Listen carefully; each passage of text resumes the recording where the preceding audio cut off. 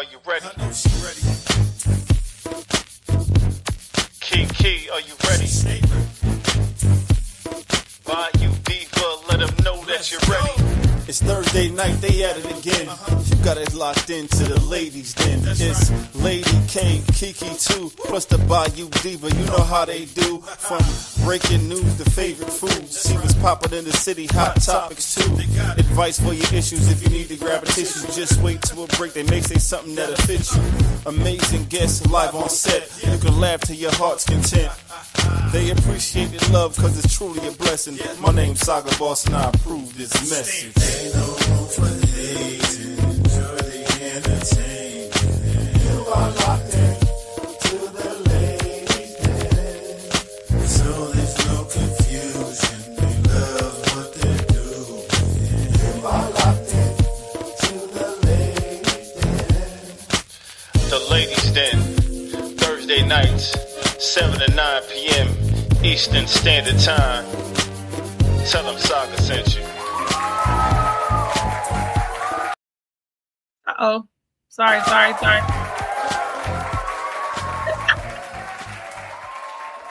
Wasn't trying to do that.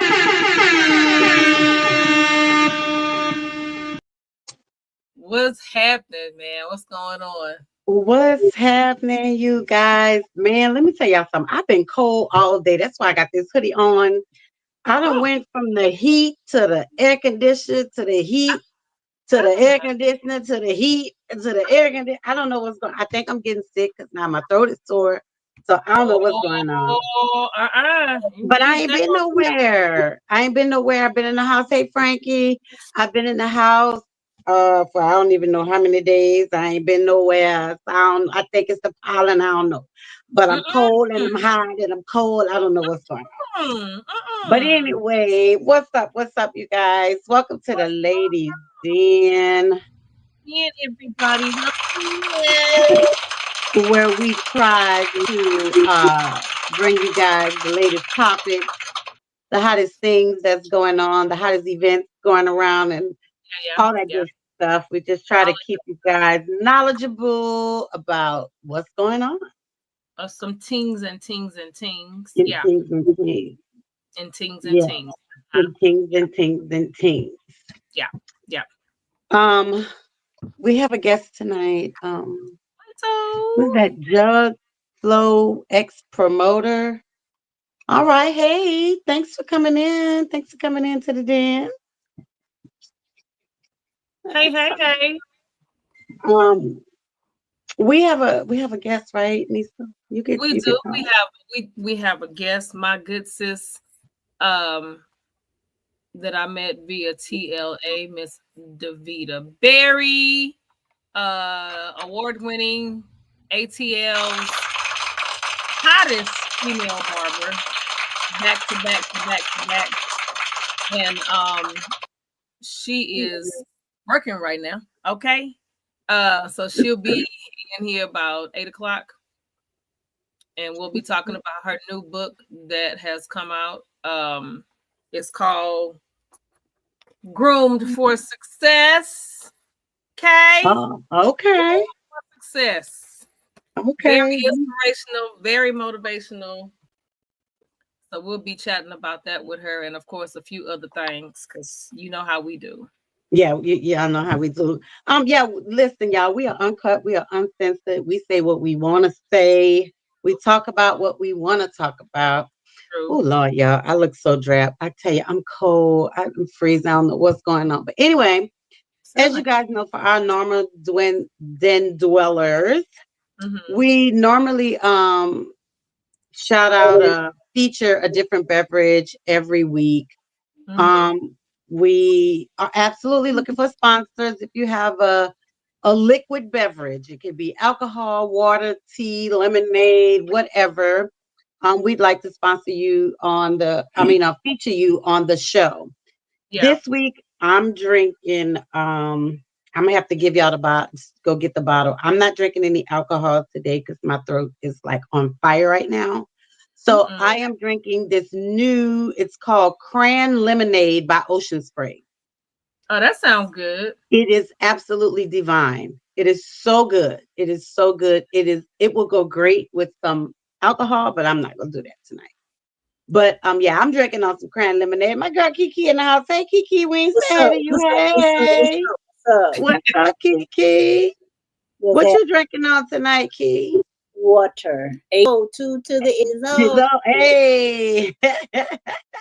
Shouts Hey, out to my girl H2O is always good. Yolanda It's for good my for the cup. body. It helps to flush out toxins and all that good stuff that's going on up in there. So Yeah, water is always good. I'm trying to get butt naked fine by September. So I Butt got naked fine. I All got right. shit to do. Get some Luke on and get that butt naked. Oh, You saying who gave you that cup there, Kiki?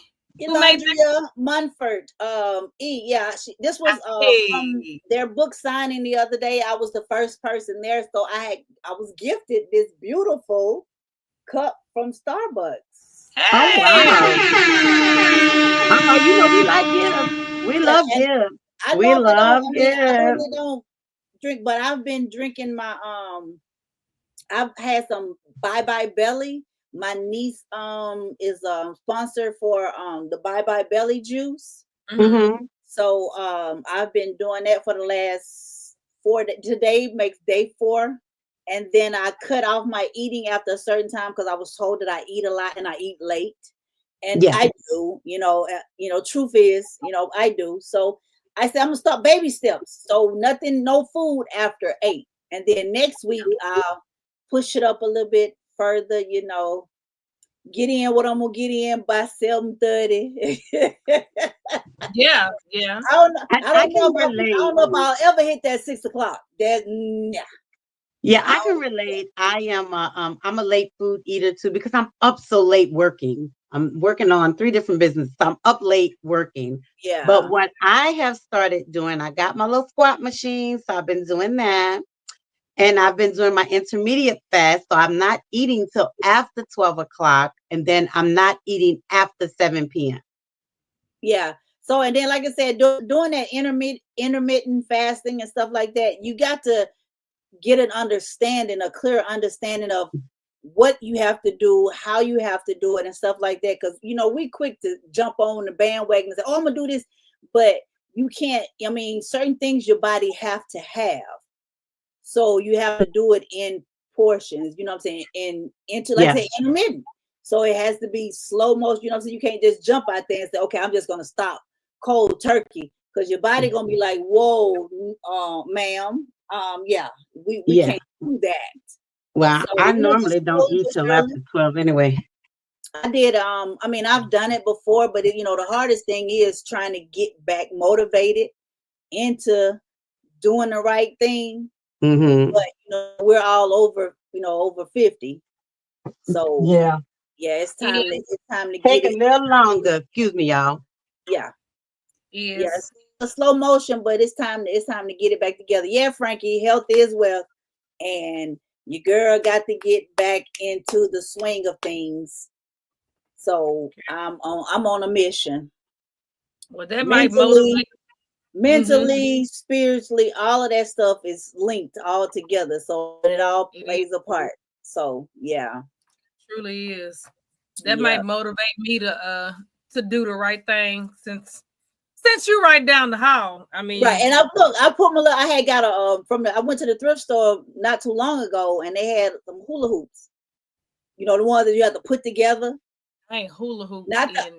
not our old ones. Not the ones No, that make the see, noise. oh, either one. I So ain't I'm done gonna that one either. I just put that one. I just put it together last night, but ain't no room in here to. You can do So it I'm in the gonna take living it. room. So I'm gonna take it outside and just to see if what I'm saying, if I still got it, because baby, I used to be the hula hoop queen back in the day. I 2 or used 3 to at a too. time. I And used to be able to do that and thing what was and and what's put it on the crazy, net and right? all of that. But Yes. what's crazy is that's how our waistlines and stuff stayed so small Yes. because but wasn't even thinking about it in that manner Mhm. because we were just enjoying ourselves, just having a good time, Being but outside and doing being what we would do. outside, yes. Mm-hmm. So Mm-hmm. next week, Nisa, we need to go on and start walking. Yeah, we can do that. Well, nobody Yeah. asked me, but I'm gonna say it anyway. So I'm sipping on. I wasn't done yet. I I'm wasn't done sorry. yet. Go ahead. Well, I tell you, ninjas, even the female ninjas. Okay, ninja number 2. What we got over there? What you got? What you got? Not ninja number 2. I'm number 1. Come on, ninja number 2. Anyway, I'm sipping on some New Amsterdam vodka is up in there. Okay. And some water. With some Crystal Light in it. Some wild strawberry Crystal Light. That is so good. So that's what I'm sipping on. But I was able to go to, I'm friends with a bunch of different DJ people, music people. Yeah. So there's a group that I don't want to say it wrong because they gonna be mad at me. I ain't gonna say it. So it's a monthly event called I Love the 80s. It's every first Sunday. It's done at a spot over in Midtown near Piedmont Park called the Red Light Cafe. Over there where Local Luna used to be. Not in the same building. No, on my Amsterdam Walk. Performed there a long time ago. At Red Light Cafe? Yeah. So that's actually owned by one of the guys. I don't want to start lying because he's gonna be like, really, Nisa? I'm gonna post it somewhere. I don't. Anyway, so every first Sunday, the DJs that are in there, it's at least 2, and they have to play all 80 songs, any genre, all 80. We had a blast. So they have a full bar, and they have a small menu. And one of the things that I got it's a honeysuckle lemonade, and the name is based on the actual name of the company. It's called Cathead Distillery, but they have a honeysuckle lemon vodka. And when I tell you that thing was so good, and the bartender was like, well, it's really, really smooth. And she's like, you want the lemonade? I was like, no, you said it's smooth. Let me get that chilled, neat. And I was able to drink that like nothing. There was nothing. So I have contacted them to see them about being a beverage sponsor at least for 1 week. Right. Because that thing was good. But do you remember back in the day when we used to pick the honeysuckles and actually? Yeah. Yep. What, man? I tell you, boy, the life. These kids have no clue. They have no clue, and I feel bad for the life. Yeah, me too. Because they can't even really experience it anymore like we did, like just in all naturalness. None of that we had growing up is even here. No. To attempt for us to recreate it. Like we would have to grow our own stuff in our backyards to try to recreate some of the stuff that we did and we had exposure to. Right. It's crazy. It is crazy. I feel bad for them. Yeah. I really, really do. So yeah, Davida is coming later. Okay. And mainly because not just because of this, but April is International Black Women's History Month. Oh yeah. So I thought it would be really, really cool. And another reason, not that we need a reason, but another reason to have some really, really nice individuals, young ladies, come on the show. Yeah. And tell us what they're doing, how they're doing it, things of that nature. And I thought it would be really cool to dig up some history facts of Black women. Okay. Just to kind of feature on the show. Okay. The first one that I did a little Google. Google is your friend, even though they, got rid of their DEI. Google is still kind of sort of our friend. And came up on this young lady. And sorry to cover you up there, Kiki, but she is the first nurse. Mary Eliza Mahoney, born in 1845, had been a cook, a janitor, a washerwoman before she began working at the New England Hospital for Women and Children, according to Jacksonville University. I remember reading about her. Okay, when she was 33, she entered the hospital's 16-month nursing program and earned her certification. And yeah, that's pretty much all I have for Nurse Mary Eliza Mahoney. But I thought that was a pretty cool thing, because that time, right? Even though we were the ones that they would come to whenever anything was happening, when they needed help, to let big society tell it we wasn't worth nothing, we couldn't do nothing, we were dumb, we were stupid, right? But this is the thing for us that always kind of crack me up in a very sarcastic manner. We're not good enough to be considered a whole person, yet you got a Black woman sitting in your house nursing your baby from her breast. Make it make sense. It don't. That part never made sense to me. Never. Your wife had a baby. Your slave had a baby, which probably was your baby that she had. And so your wife could rest and be cute wherever she was being. Your slave had to come in the house. She couldn't nurse her baby. Her baby had to stay outside, but she could nurse your wife's baby. But she's not a human, and you can sell her because she's property. Yeah, that never made sense to me. That never made sense to me. Yeah. Anyway. Yeah, I don't even want to get in on that tangent. But yeah. We out here doing all kinds of things, and just have always been put in the space of where we have to figure it out. And then when we figure it out, and the way that we end up figuring it out is just so marvelous, they go, oh, yeah, we got to steal that. They can't. Surprise. They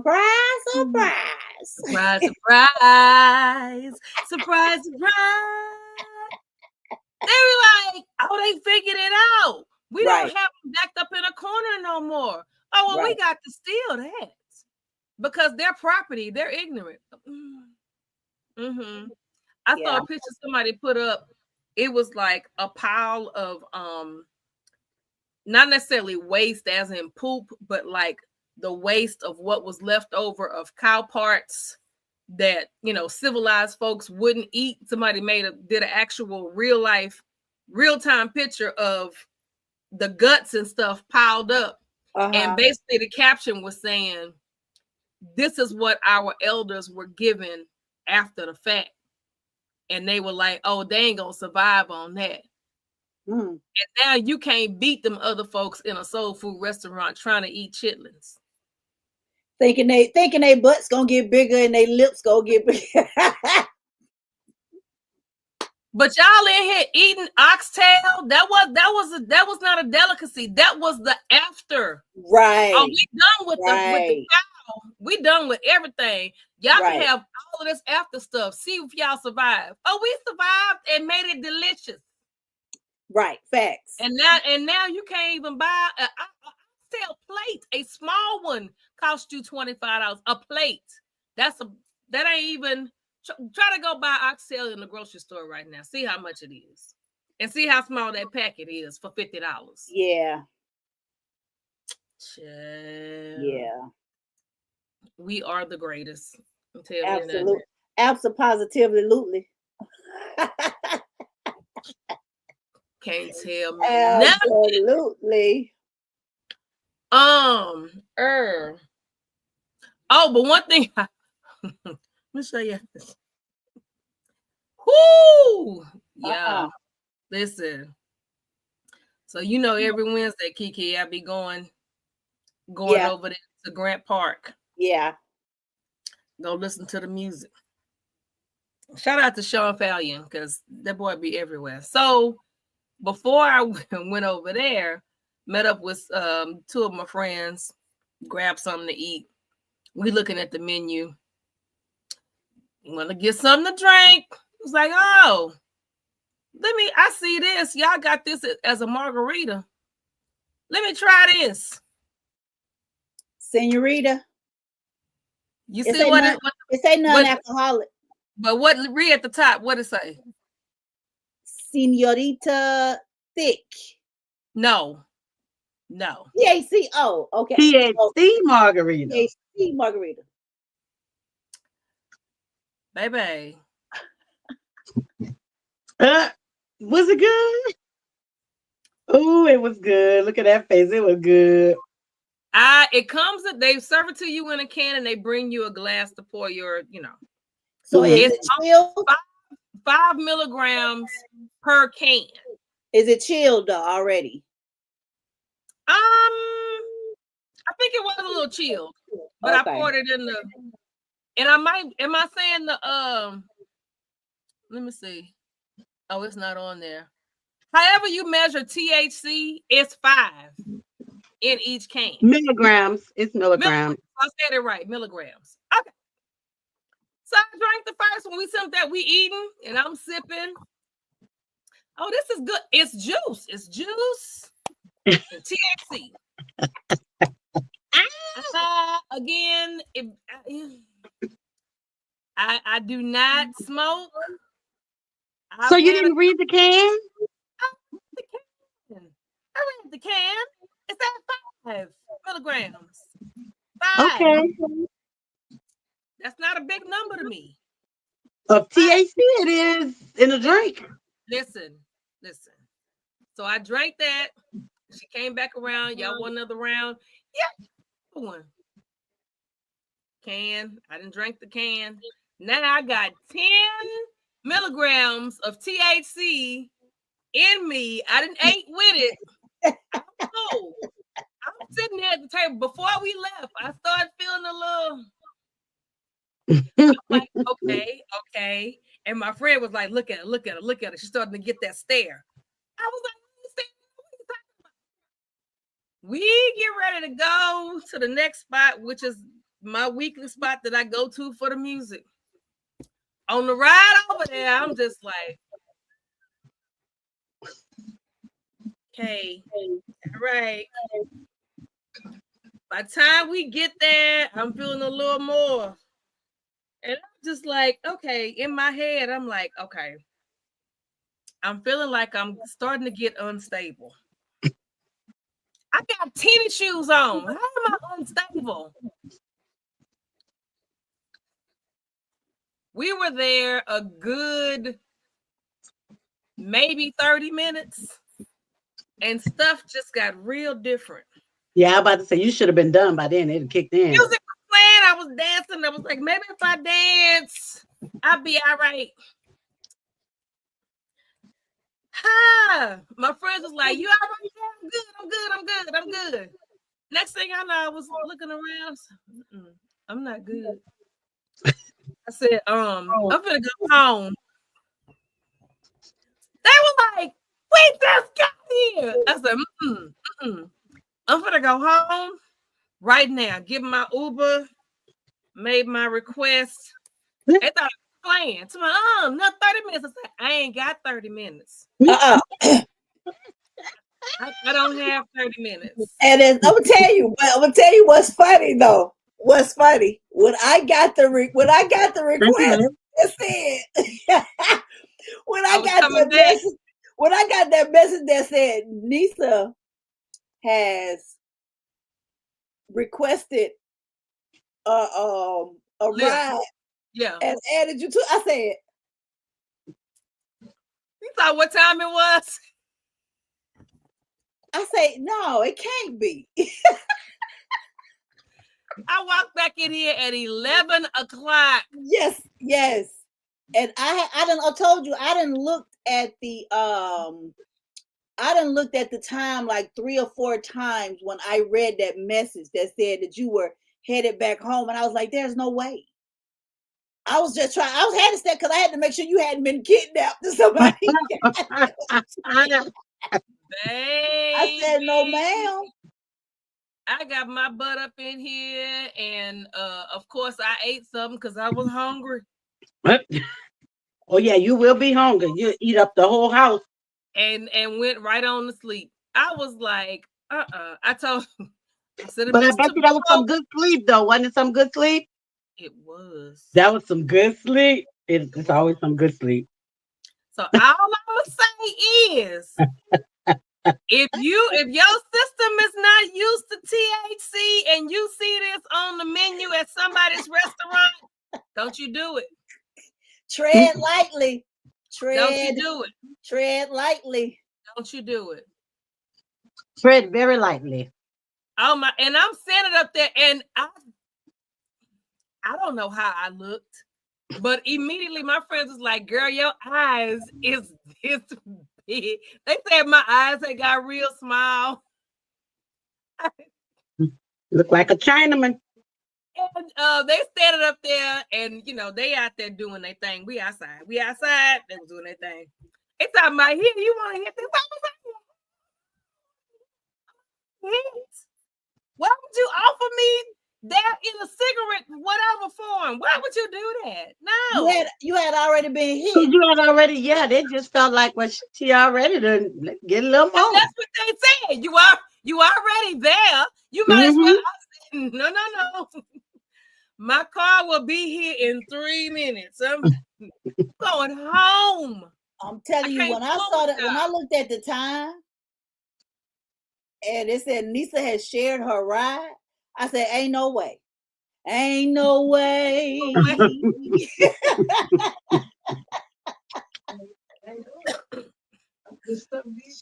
Yeah. Tell And you, because of what they put in the drinks is a little different and it's a little more potent because yeah. they use what they call a distillate for drinks and it's more potent than the regular THC or the gummies. It's a lot more stronger. So technically that one can of that 5 milligrams was actually like 10 milligrams in each can. So look, V talking about something. Educate them, Kate. Yeah, well, I have families that are connoisseurs in this field. So I wish I had known that. I'd only had one can. Yeah. Well, next time. Just have Ain't one gonna be can. no next time. Ain't gonna be no next time. That's check. That's on my list of things to do. Check. I'm good. I still tell the story right now. The doggone gummy bear you gave me, and I ate half of it, and I was laying on the couch, still trying to lay on the couch.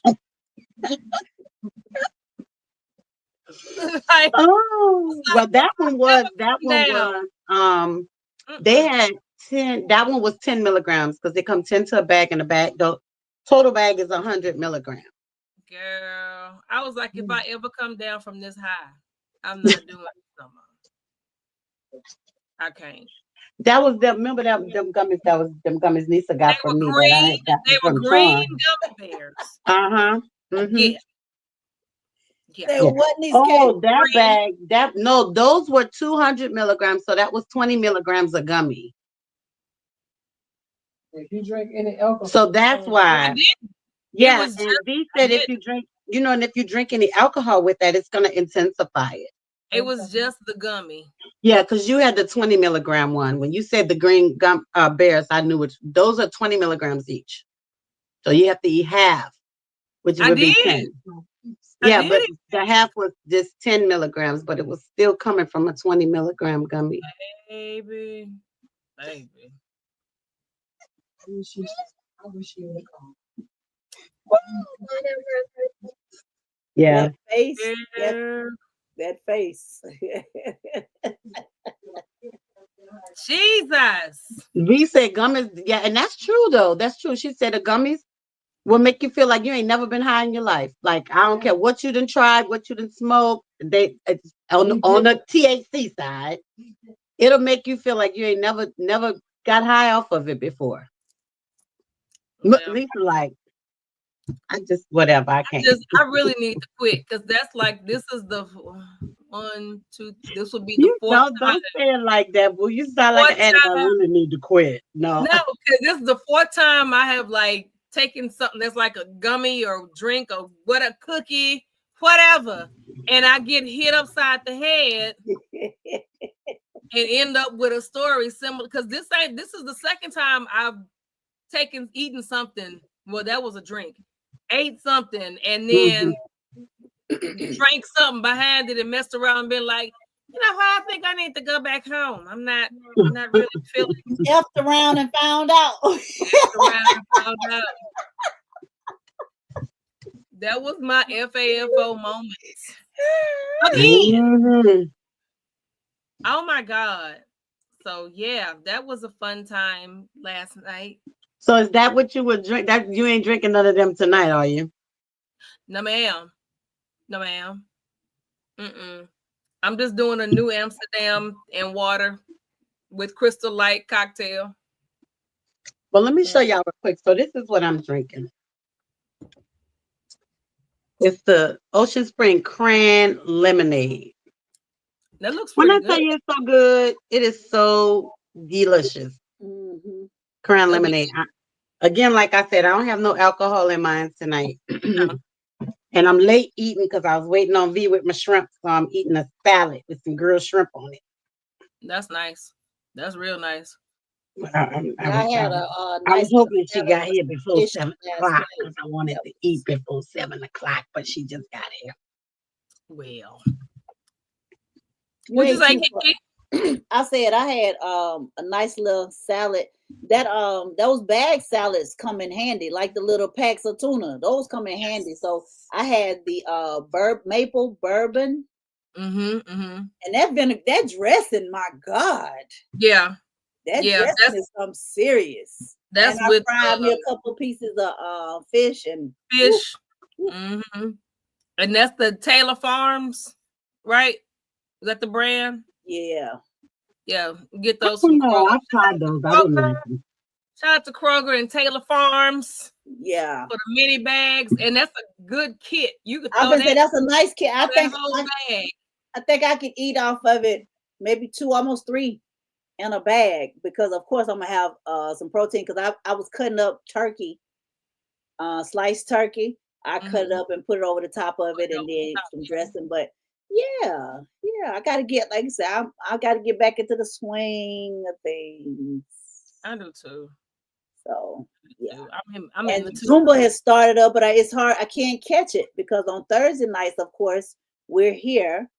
I have to catch it on the weekend, like Saturday and Sunday. Yeah. So, but I gotta get back out there. Huh? I said I need to do something. I keep paying people and I don't be doing nothing. It's a waste of money. Yeah. Yeah, they was taking Planet Fitness was taking my money. I was like, nope, I'm not giving them no more of my money. I got my own exercise equipment right here at the house. Exercise equipment. Yeah. You can make anything out of an exercise equipment. True. I even started doing the Pilates. I got the Pilates pole that you go in. Yeah. I got a mat. I got a stepper. I got a whole bunch of stuff. Yeah, I do. I spent the money. Got the receipt. Everything. I even put a reminder on my calendar to let me know when it's time to go do Pilates. Know what I do? Dismiss. Of course. Swiper, no swiping. Dismiss. I saw it. Thank you for the reminder. Right. Thank you for the reminder. It did its job. Did I go do the exercise? I did not. Yeah, the job was done. The alarm did what it was supposed to do. It alarmed you to let you know. It really did. And I appreciate that. That means my shit is working. That means it's working.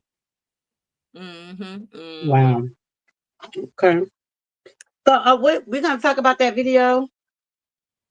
Oh, until our guests come. Ooh, yeah. That's deep, and I have a lot to say about that video. Hold on. Because believe it or not, there's so many women out there doing what she's doing. Yep. Okay, I'm pulling it up now.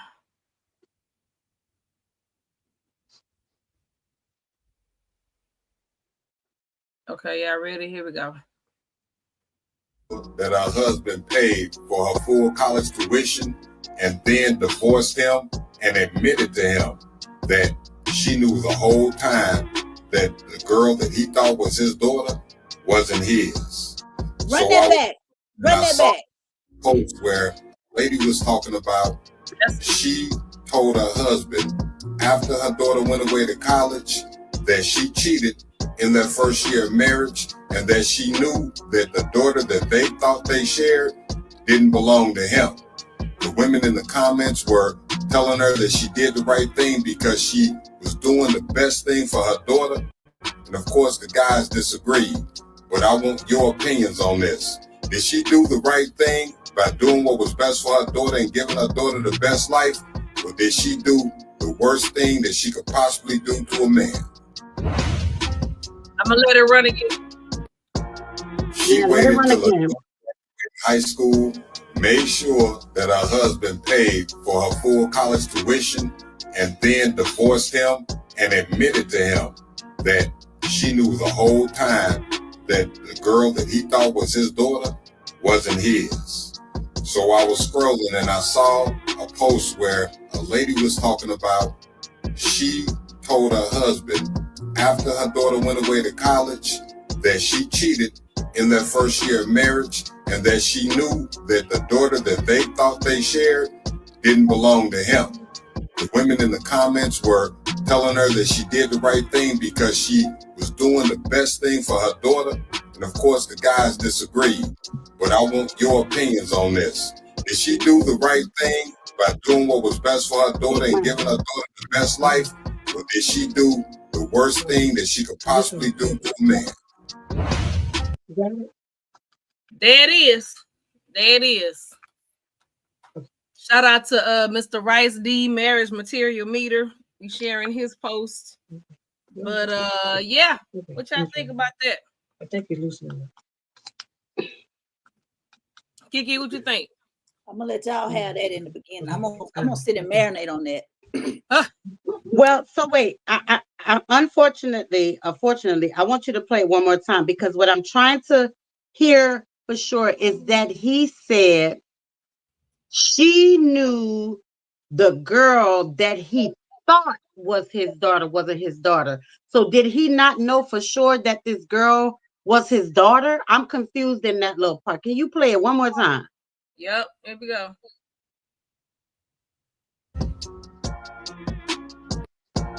She waited till her daughter graduated high school, made sure that her husband paid for her full college tuition, and then divorced him and admitted to him that she knew the whole time that the girl that he thought was his daughter wasn't his. So I was scrolling and I saw a post where a lady was talking about she told her husband after her daughter went away to college that she cheated in their first year of marriage and that she knew that the daughter that they thought they shared didn't belong to him. The women in the comments were telling her that she did the right thing because she was doing the best thing for her daughter. And of course, the guys disagreed. But I want your opinions on this. Did she do the right thing by doing what was best for her daughter and giving her daughter the best life?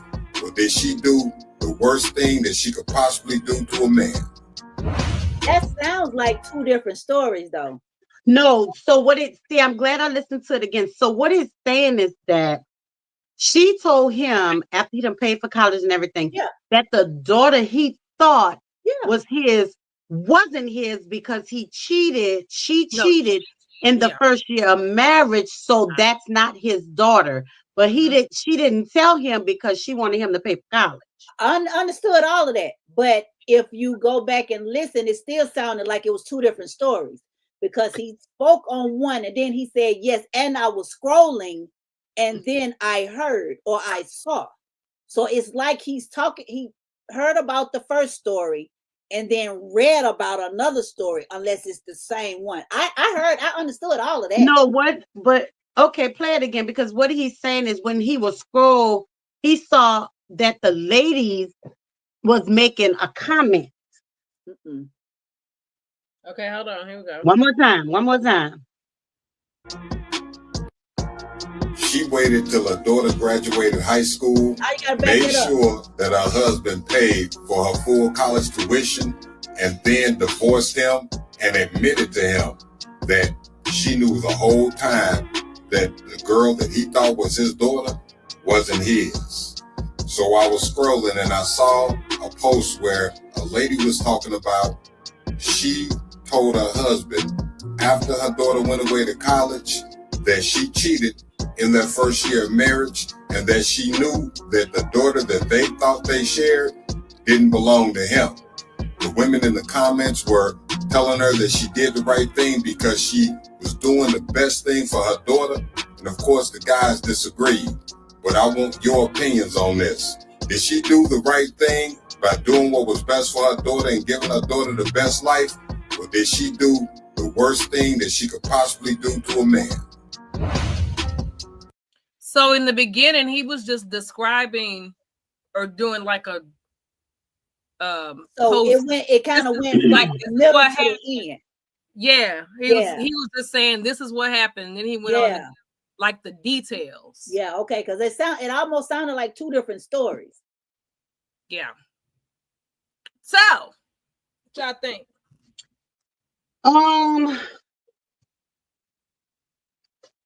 For me, I feel I feel like that was fucked up. Yeah. I don't think that she should have led that man on to think that it was his daughter and that he, got him to pay for her to go to college and everything like that. My thing is, where's the nigga you was fucking? Where is he? Where's her real daddy? Right. I think that she is a low down, trifling, you know what? Oh boy. Because if you knew, now it could have been an instant. I would feel different if it was an instant where she did cheat, but she didn't know because you didn't get no paternity, you didn't do nothing. And in your mind, you always knew that it could be a chance, but you didn't know for sure. But if Right. you knew for sure that this was not this man's daughter, Right. and you only didn't tell him so that he could pay for her to go to college, and then once he did that, then you tell him that this is not his child. So, and then on top of that, when you think college, she's 17 or 18 years old. So Yeah. you waited 17 or 18 years to tell this man that this girl or this young woman is not his daughter. That's Yeah. fucked up. You just don't do no like that. You just don't. You don't. you know one, and like he said, the women in the comments was like, oh yeah, she should have did it because what's best for her daughter. What's best for her daughter is to know who her real daddy is. Right. That's what's best. Yep. That's what's best. For her to know who her real daddy is. That she did the best thing for her daughter, shit, that's bullshit. That's bull.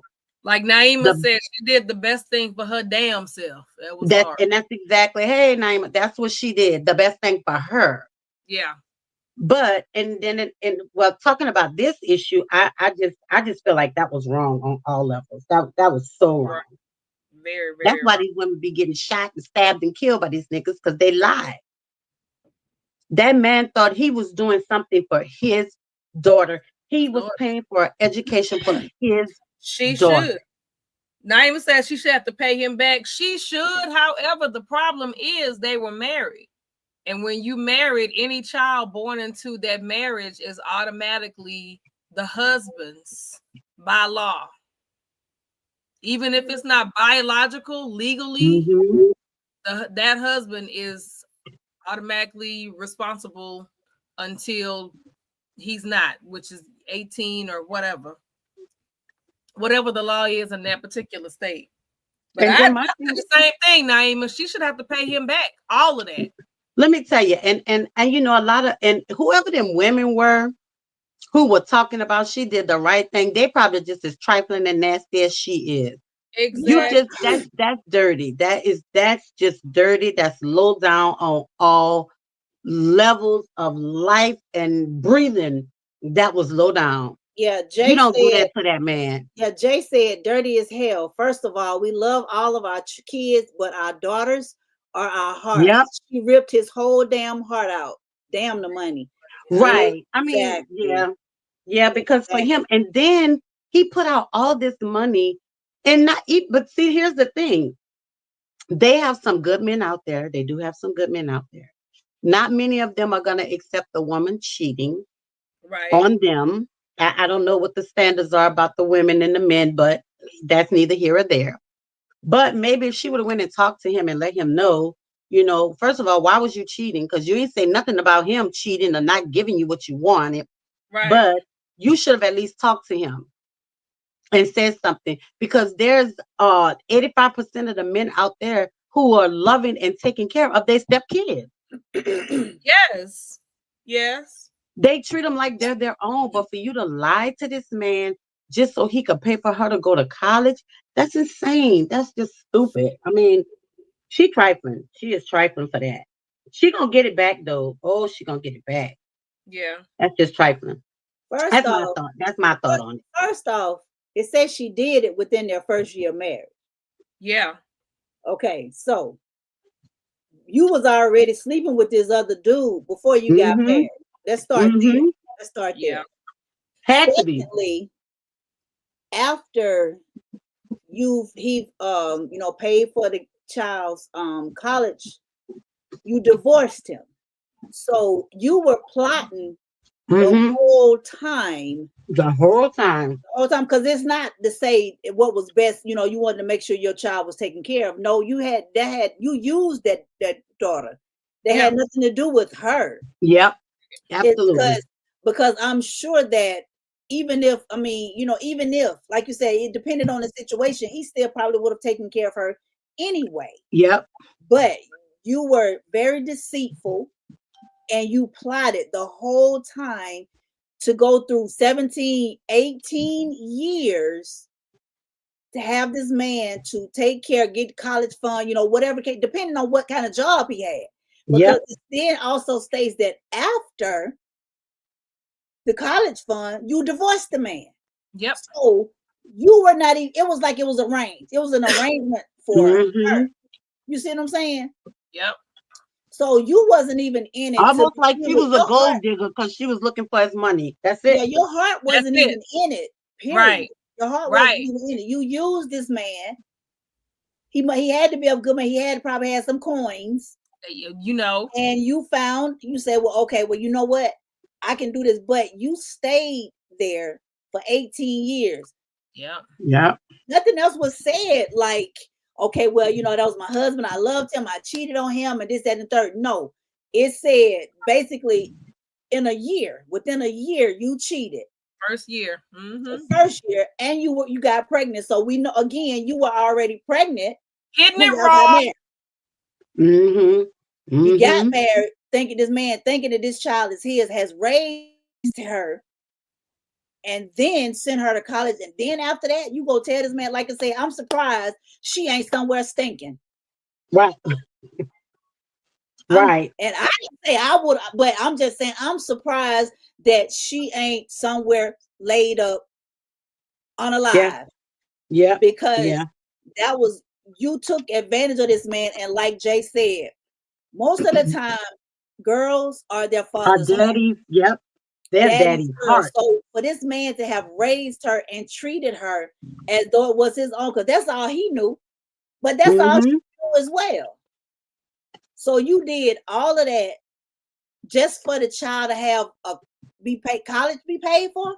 That shit don't even Right. sound right. That don't even sound right. It doesn't.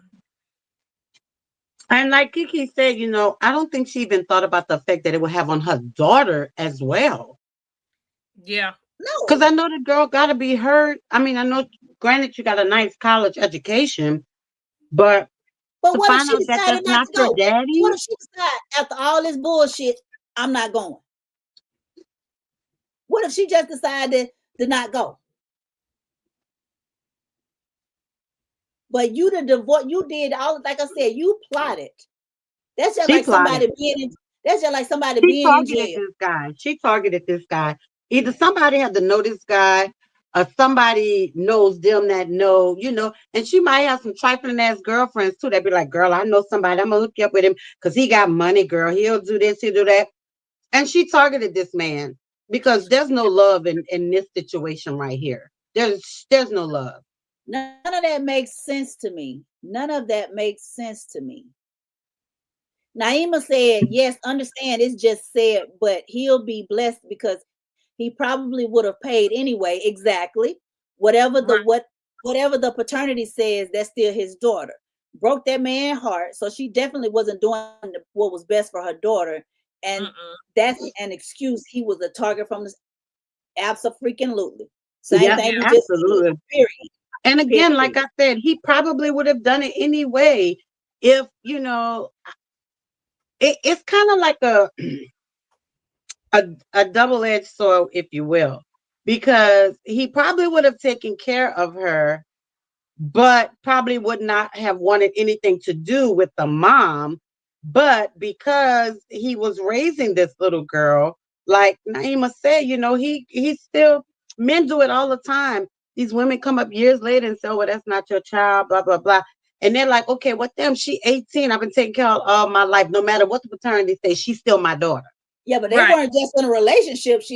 They were married. So Yeah, but still, I mean, for me, that don't make a difference because that's a piece of paper. Because just like she married him, she went and divorced his ass real quick. I'm talking Yeah. about on him, not for her. I'm just saying I mean, it's easy to say, well, okay, so they hooked up, she didn't got pregnant by somebody else, and that's his decision to say, well, you know what, yeah, well, I guess I'll stay or go. No, but yeah, I know everybody say marriage, some people, not everybody, say marriage is just a piece of paper, but it's still a union, it's still a vow, it's still something that up under God. So whether he knew back then or not, he still could have looked at it as though this is my union, this is my marriage. You know what I'm Yeah. saying? I want to save my marriage. So I'm Right. going to do what's best for the child. But she didn't look at any of that. She Yeah, didn't she care did. she didn't care about none of that. She said, I got him, and this one, but I'm just saying the fact that she was able to do this for 17 years, because Yeah. right after he quote unquote paid, as she said, for Hmm. college, she divorced him. Yep. Yep. Yep. So let's take this topic out with the baby. How do you guys feel about women that stay with men until their kids are grown? Just until, because they don't want to, they don't want their kids to grow up without a two-parent household and all that crap they be spearing, which is bullshit to me. Why would you stay with somebody if you having issues? So Vaughn said there is a strong percentage of men who believe that they are not the father. When Trump said last year that he would initiate mandatory DNA testing, most men supported this idea, even if Trump didn't follow through with it. Well, that's true because they just, I don't know, if they, for me, I don't understand. If you believe that a baby is not yours, why not ask for a DNA test? Why go through all these stages and you know that this is not your child? I don't understand anybody who would just agree to be that way. Like these men, like, why aren't you speaking up for yourself? If you feel like this is not your child, ask for a DNA test. If you and your wife Right. ain't getting along and things are happening and your girlfriend and things are happening and you suspect any type of infidelity, why not ask for a paternity test? Like, what they gonna do? Say no? Go get a comb, go get a brush, get a toothbrush, take it, get it tested. Like, there are things that men can do. So I just don't understand why these men feel like they have to stay in these relationships and just love on these kids that are not theirs. Not saying not to love them, but check on it. Check on it. I don't get it. And I don't understand this. Oh, I gotta stay with him just until the kids get out of high school. Why? I'm not understanding why men and women do this. A lot of I never times it that. be financial, it be investments, and it be, they've been vested. I do agree that if Invested we not, what? Like I say what? I could be, like I said, depending on their status. It could be money, it could be land, property, it could be a But lot of that. The reason but for them staying. but guess what? They got doctors, lawyers, judges, and all them that are married. That money is not the issue, but they're staying because they want them. This is the story that we hear all the time. I grew up with a single mom, so I want my kids to have a two-parent household. But you don't like him, And just Right. because y'all in and the he same don't like household, you. So you rather stay in a house with somebody that you don't like, that you Yeah. having issues with, that your kids are seeing all of this negativity. You And rather feeling. stay in a house with that person just because you don't want your kids to grow up in a single parent household. that is a single parent household. It's I still a mean, single parent household. but Yeah. it's not considered a single parent household. Both parents are under that same Whatever roof. I don't give a damn what they consider it to be. If y'all ain't getting along, y'all don't like each other. One is in one room, one is in another room. Y'all, it's still And some of them are not even doing that. They're sleeping in the same bed. They're still acting like it's they hard. like each other and they're doing it for the kid. Like, I don't understand that. Yeah, Wouldn't you want your kids to be in a more healthy environment? So yeah, I need some of these men and some of these women to answer this question for me. Like, why are y'all staying in these households where you are not getting Yes, along Vaughn. just because you want your child to have two parents? They still gonna have two parents whether you're living in the same house or not. yeah. But I mean, like say Vaughn says, they say it's cheaper to keep her. But like I was saying, a lot of people do it for financial purposes, for for things and materialistic stuff because they've been in it so long. Like I said, they feel that they're vested. But if y'all are not happy, the energy that is being thrown off is going onto these children. And that's why they go to Absolutely. school, getting into trouble. You know what I'm saying? That's why it's so much going on with these kids because they can't talk about it at home because the parents ain't even getting along. So they don't even know one is being pulled one way, they're being pulled. It's a tug of war between the children because y'all not happy. That's bullshit. That's bullshit. Separate. Y'all can't get along, but y'all and both of y'all love y'all kids, so it should be what's most important and best for these kids. Stop I doing guess these I'm trying to figure out, like, you're living in the same house, but it's no happiness there. And like you said, Nope, Kiki, it falls on the kids. it uh-uh. does. It's Yeah. Because no they feel happiness that. there. The kids feel all of that. Yeah, They that feel They ener- that do. energy. Yeah, all of that energy that I don't want to go. Well, go ask your daddy. Well, go ask your mama. Well, ask your dad. It's all of that back and forth. The kids looking like, well, damn. I, Yeah, what am I supposed to do? Now they playing a tug of war yeah. between both of the parents. They love both of y'all, but now y'all are putting them in the putting them in the middle of y'all bullshit. And it should Yeah. not absolutely. be like that. Like I say, go find you somewhere else to stay. Yeah. And then the Because other sad part is sometimes the kids be like, well, they'll feel like it's their fault for doing Yeah, something. If yeah, I hadn't made bad grades, then they wouldn't be fighting. And it ain't got nothing and to it yeah, do ain't with got nothing to do with the kids. But guess what? The parents, they're not even telling them that it's yeah, not they're their not. fault because they're so they busy so bickering wrapped up. amongst each Yes. other. Yep. They so busy going back and forth with each other till the child is sitting there screaming, telling you, "Hey, look, I'm right. It's me. Hey, Right. I'm right here. I'm right here. I'm right here. I love you, Dad. I love you, Mom." Come But and talk to me. that's when it, like I said, it ain't got nothing to do with the children. Mm-mm. They're the ones that's suffering, but it ain't got nothing to Mhm. do with the kids.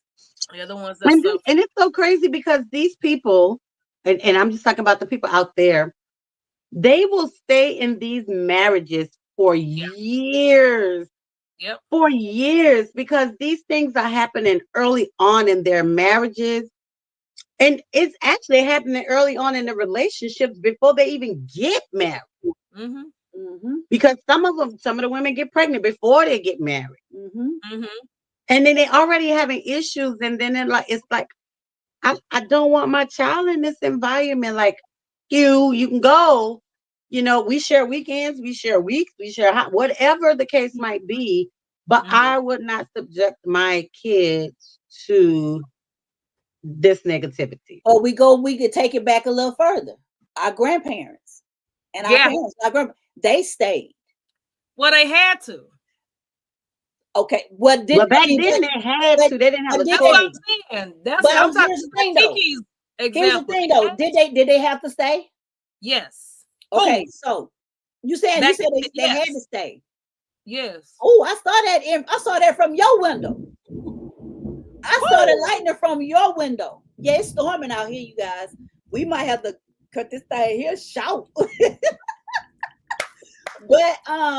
But We yeah, but ain't like got I a say, back drop. in the days, our grandparents, our great grandparents, or whatever, like you said, whatever happened, that's when whatever goes on in our house stays in our house.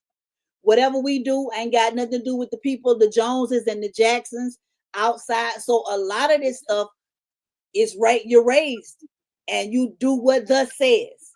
Don't do what I say. No, don't do what I do. Do what I say. Do But what if I you say, want not that as I to, do. because Yeah. this is what you see.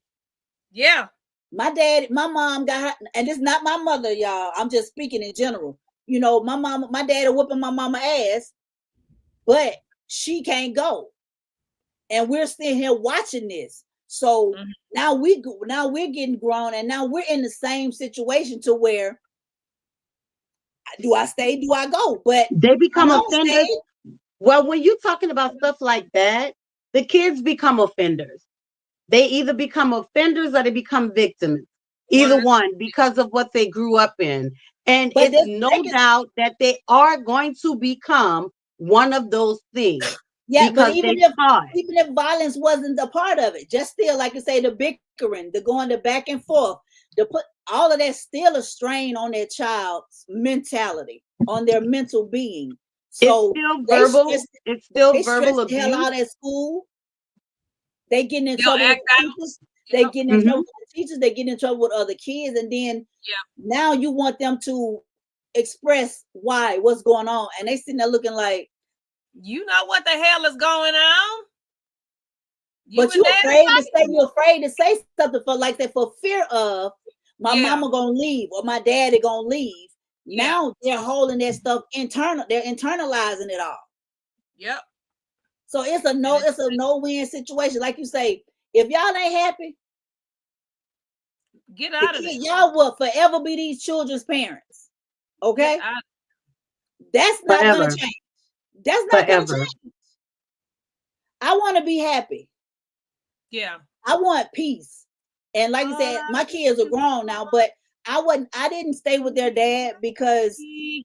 because we had kids together. Now, I mean, you're Mm-hmm. gonna try to make it work for as long as you can, but god damn. Yeah. I'm not finna, no, this not what I'm not finna continue to walk around on eggshells. I'm not finna Right. be ignored. I'm not gonna ignore you. You ignore me. I'm sending messages to the children to communicate. See, all of that stuff, that is crazy. Go tell your daddy. Tell your daddy that the dinner on the stove. Well, dad and mama said this. Well, hell, I ain't tell your mama I ain't eating that shit. What mama said, Go. that's too much.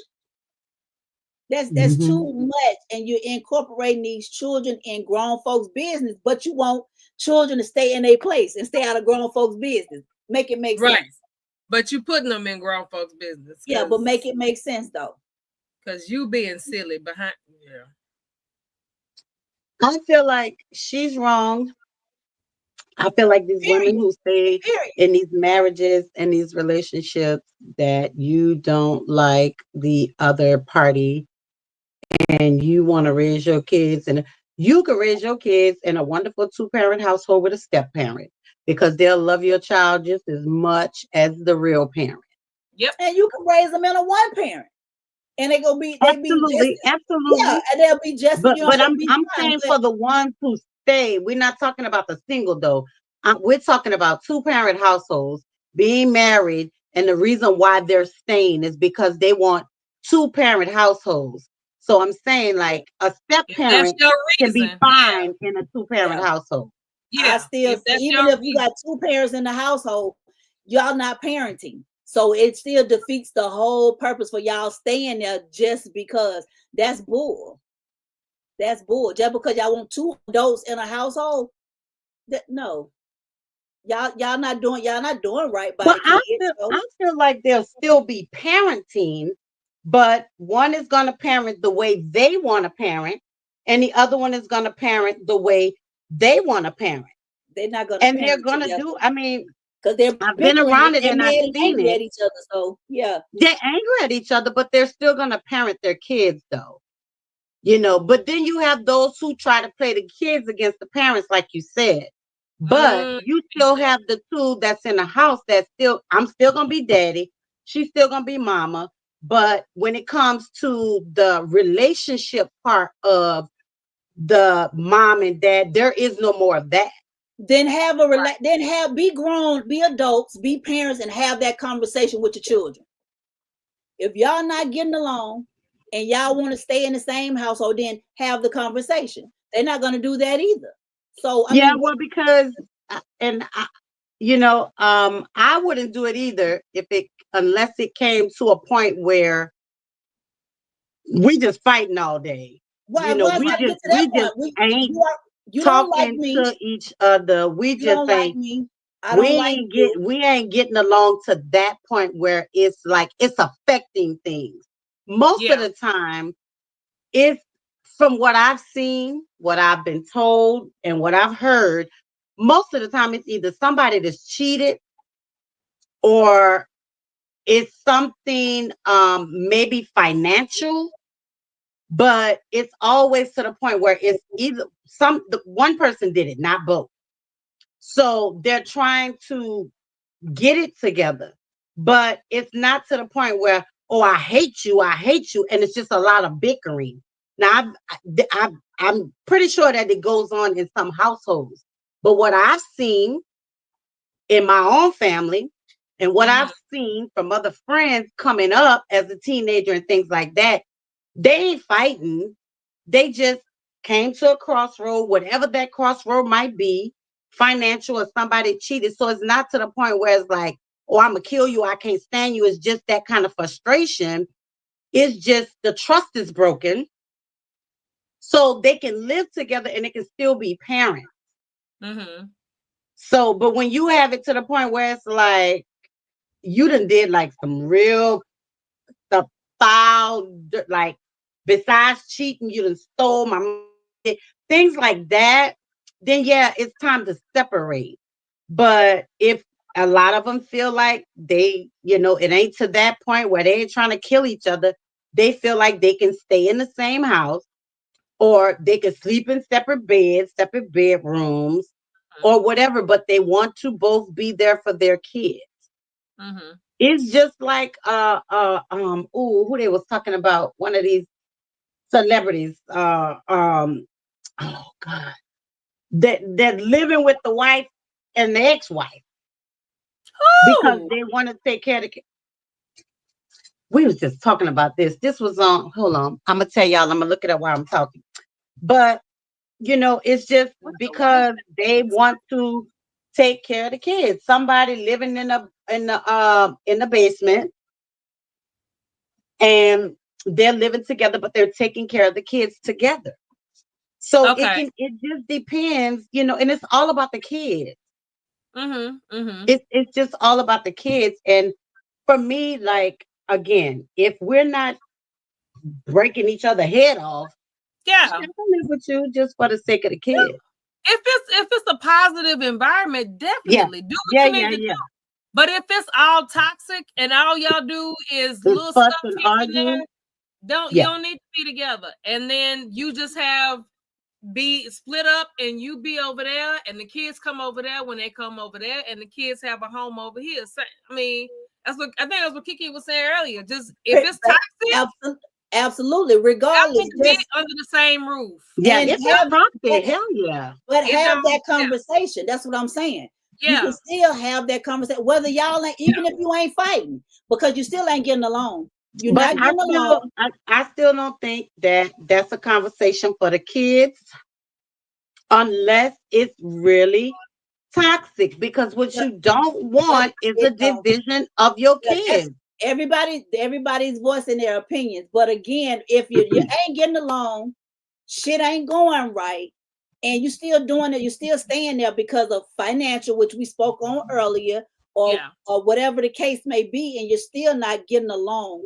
The kids are gonna feel it. They're gonna reap it at the end of the day, It's gonna regardless. hurt them at the end of So the day. if you're gonna involve them in your bull crap, then have a conversation with them and tell them, say, hey, okay, This mom is and what dad is not getting along right now, but this is how we want to handle the situation. And I ain't talking about no 2, 3, and 5-year-old. They don't understand that. But I'm saying, have these conversations. You putting them in your grown folk, you putting them in your business anyway. But By who's not to getting say that along, by though? having Who's to say incorporating that? them in your mess. So have a conversation with them. Help them to understand what's going on, and why instead y'all of fighting? leaving them in limbo and having them to try to distinguish or pull out. I want to, be right with be over here with daddy, or be over here with mama, or playing a tug of war. Have a conversation with them. If y'all want to be adults and grown, be grown and do But that. most of the time, they're not gonna fight in front of their kids, and that's good. That's But your it happens. opinion. My opinion is I'm not gonna bring that to my kids unless it's a situation where we're just not totally getting along. Because first of all, I'm not gonna have no argument in front of my kids. I'm not gonna do that. So Mhm. if it's just a knockdown, drag out, yeah, then maybe. But as far as what goes on between me and my husband or my wife, I don't feel like I need to talk to my kids unless it's affecting them. That's what we're saying. If it's affecting them, It's affecting them. the kid, it's gonna No, affect no, them. no, You can't no. help it. No, wait a minute. Wait a minute. No, I You understand understand? exactly what you said. But Yeah. what you said is, regardless to what's going on, you need to talk to your kids. And that's your opinion. That's not what My I said. opinion That's is not what I that's what said, but you okay. said. That's not what That I is said, what but you okay. said. That Okay. is what you That said. is You not said what I if you said, want to but be okay. grown, yeah, Okay. you said What's talk up? to them. What's up, Vita?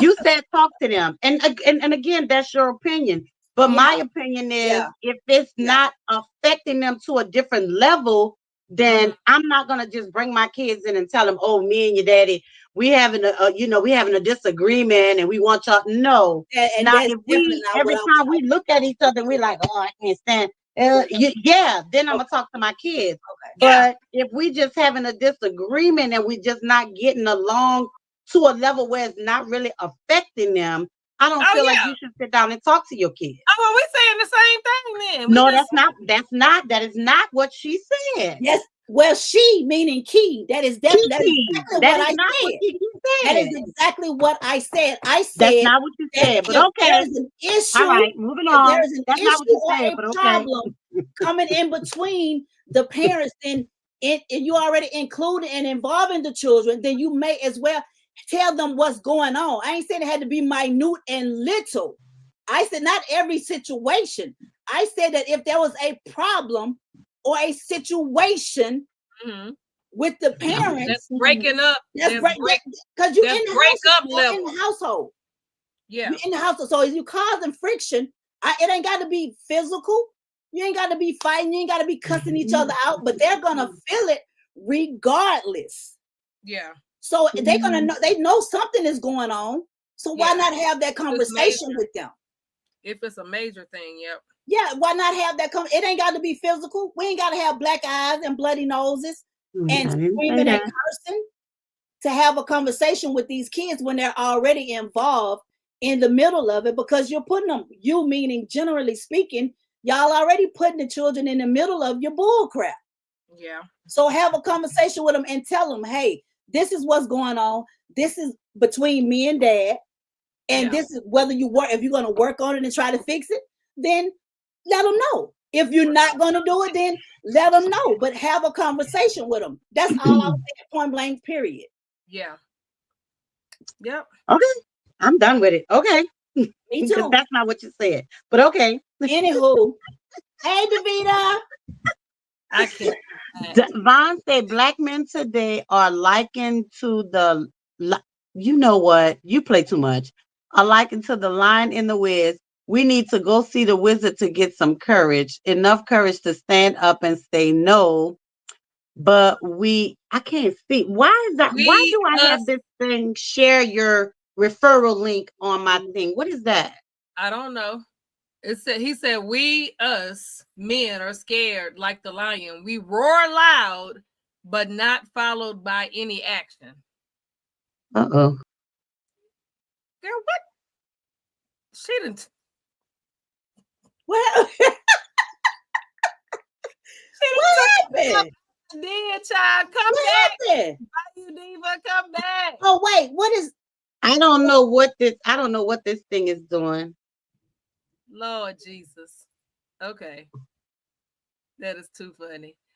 Okay, we're gonna do a quick little commercial break. Yeah, because I don't know what this thing doing. And we're gonna come back with our special guest, the award-winning ATL's hottest by TLA's Clipper Cut Diva. Clipper Cut Berry. Queen in the building. When we come back, she gonna be here. Okay. Ooh, excuse me. Okay. Why am I getting this? I don't understand why I'm getting this. Just a reminder.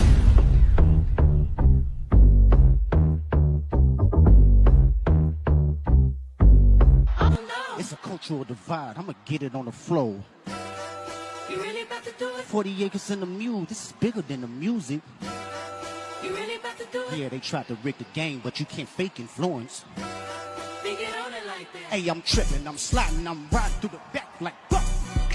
Mustard on a beat, bro, deep boat, any rap, he a freak though. Man down, call an ambulance, tell him breathe, let him.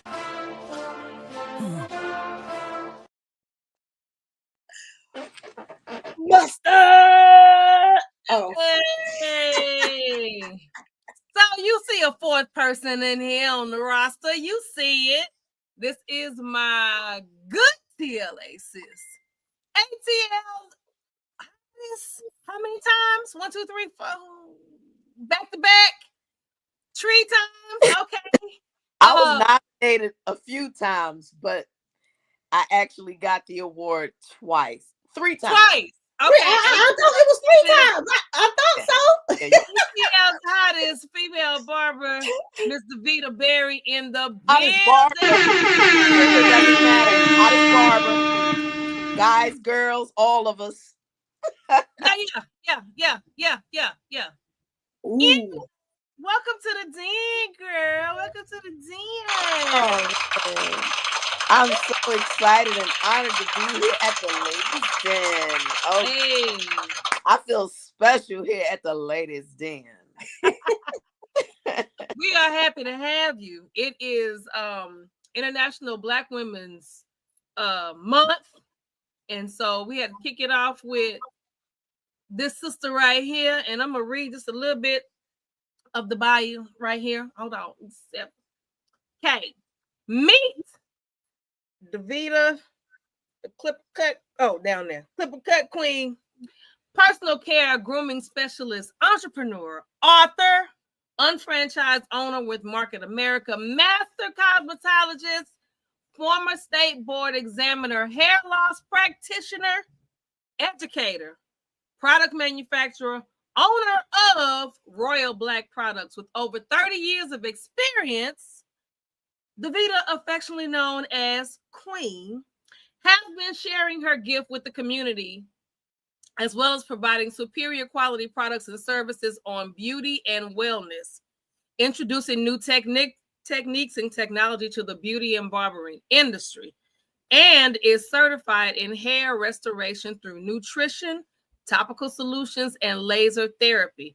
Clipper Cut Queen travels the world educating barbers, stylists, and makeup artists on wellness and her flagship product, Royal Black Detail Enhancement Florida Formula, the #1 independently produced enhancement product in the marketplace. Royal Black Formula does not wipe or run off and is the only enhancement product thermogenetically formulated to color match hair and skin pigmentation. What? Yeah. That's a mouthful right there. Yeah. It matches your hair and your skin pigmentation. Okay. Yeah. Okay. So you might have a light skinned guy with dark hair or a Mhm. dark skinned guy with light hair, and Royal Black Enhancement Formula is going to look natural on either one of these guys, whether you're fair skin or dark skin, Okay. because it matches your pigment of your skin as well as your hair and blends it together so that Mhm. it's a natural blend and a natural look. Okay. Yeah. Okay. And where can they find Royal Black products, ma'am?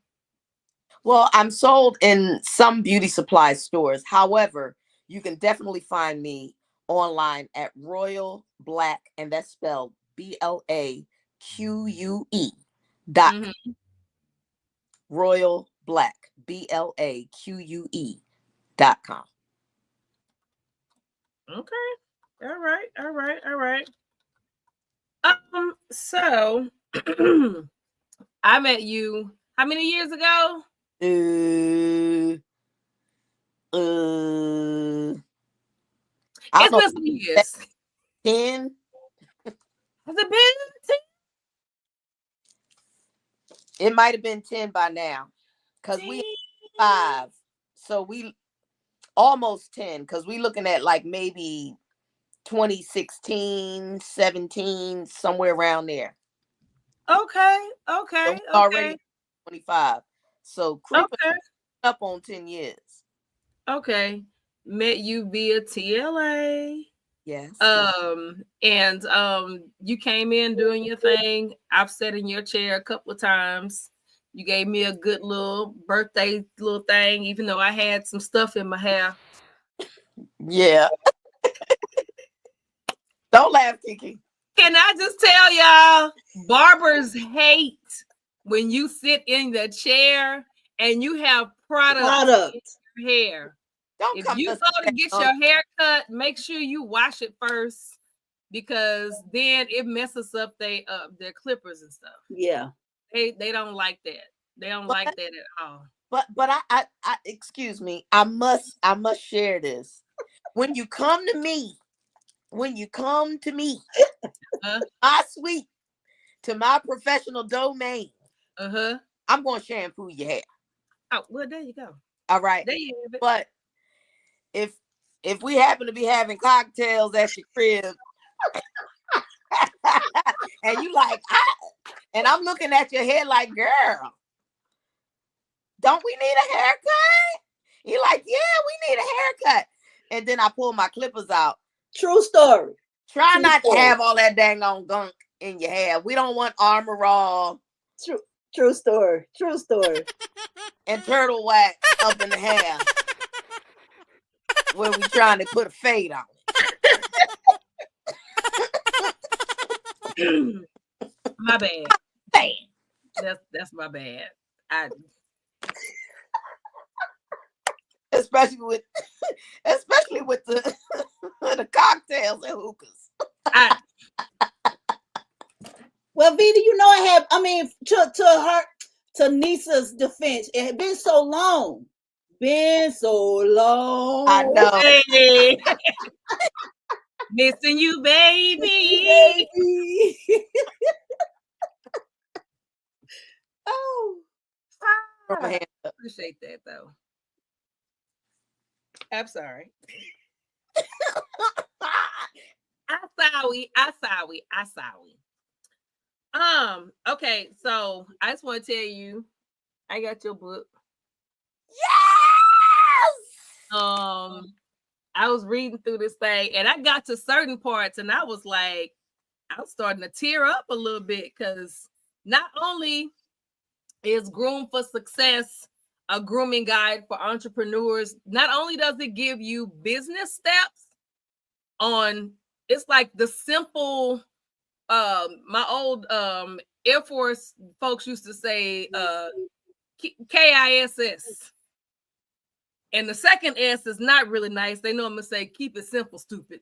But it's like, this is like the simple guide to, if you just follow this,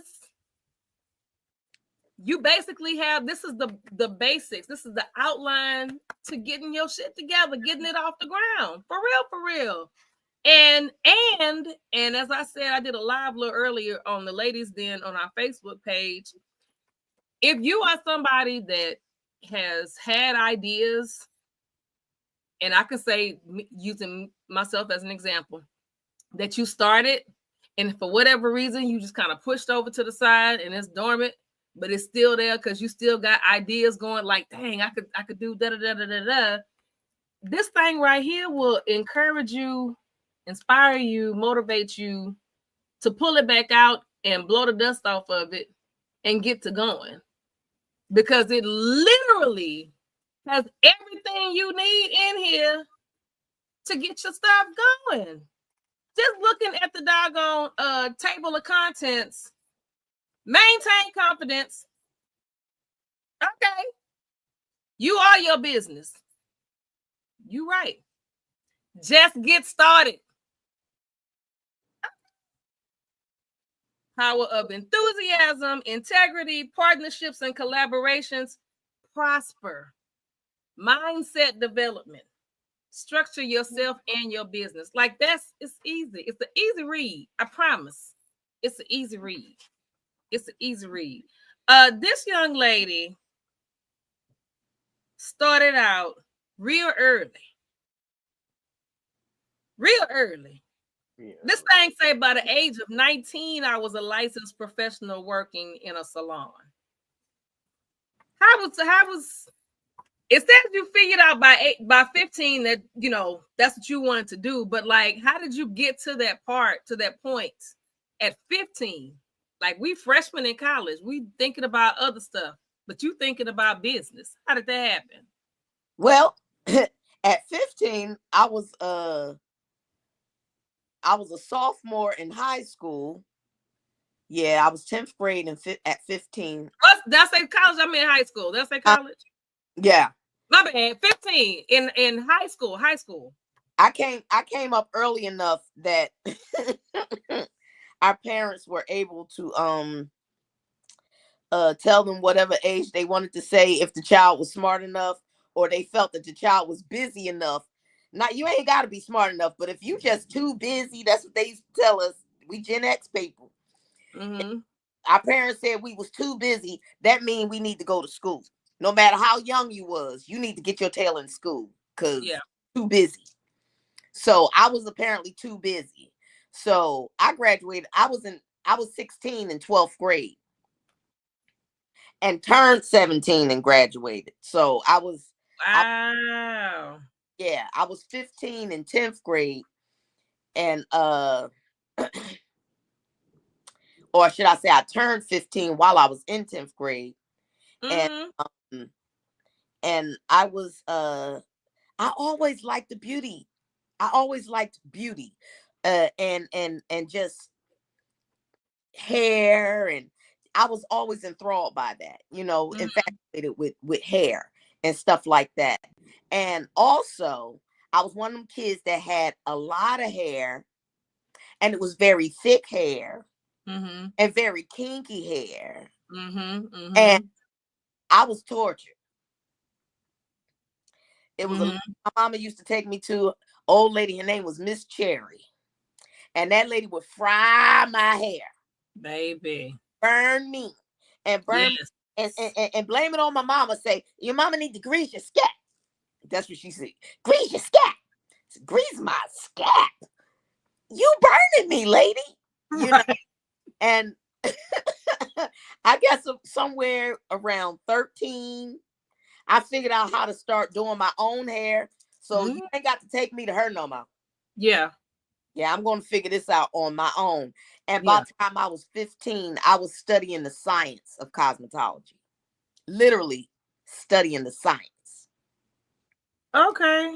And I started taking up cosmetology at the skill center in high school. Yeah. And so, you know, I started taking up cosmetology in high school, but the way my curriculum was set up between school and the you know, and the skill center, I just decided I took that for 1 year and decided to go to beauty college when I got out of high school. So by 89, I graduated high school in 87. By 89, I was a licensed professional, 19. Okay. Yeah, I had already, you know, it just came to me. And I'm one of those energetic people that when my mind is set on something, I just go for it. I didn't know at the time that was leadership skills. I just know I wanted something and I was going to get it. Okay. Right?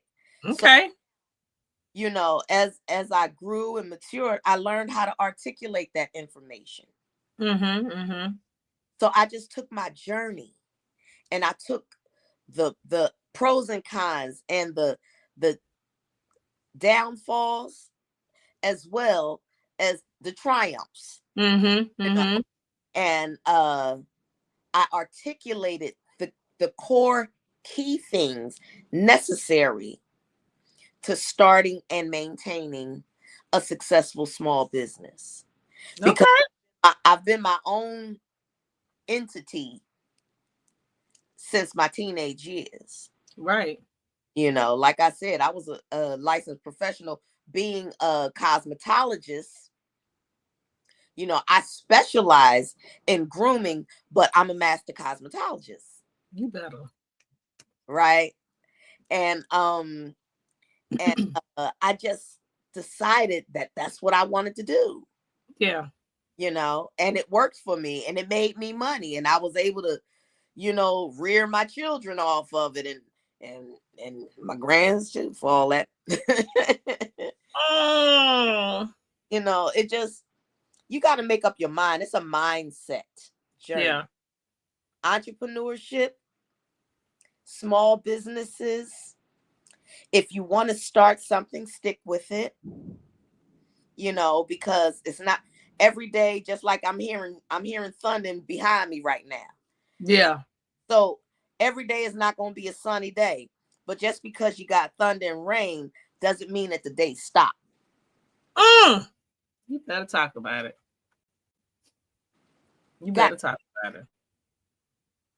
Yeah. Got to keep going. And believing in yourself. Getting an idea.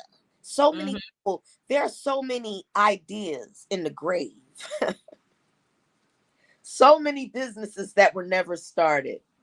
Yep. So many great things that were never achieved because went to their grave. Not believing enough, not having enough faith, not taking that first step. The first step. That's all it takes is the first step. Take action. That's what it say. First step. Got to take action. You know, and once you take action, then the rest will come to you. See, because in all reality, that's how God, you know, you're taking action, right? God is not this magic man in the sky somewhere. No. God is that spirit, that energy, that omnipotent, everlasting energy that's within you, that allows your heart to beat without you trying, that allows your blood to flow without you trying. You ain't got to try anything to make your body work, but it works. Right. So with that same understanding, that's how success works. We understand that something is greater than us, that we got something and it's inside of us and we need to get out. So you just sit down. First step, because you're going to get ideas. All right, write those ideas down. Yep. Write the vision. Write the vision, make it plain. And keep it moving. And everything ain't going to happen in one day. You know, heck, you go back to the scripture. One day was 1,000 years, and it took 7 days to make all this. See. So we want things instant oatmeal. We're living in a society that has an instant oatmeal mentality. I think about something today and I tell somebody on social media, then tomorrow I'm supposed to be a millionaire. No, boo boo. That's not how, at all. That's not how that works. You got to cultivate it.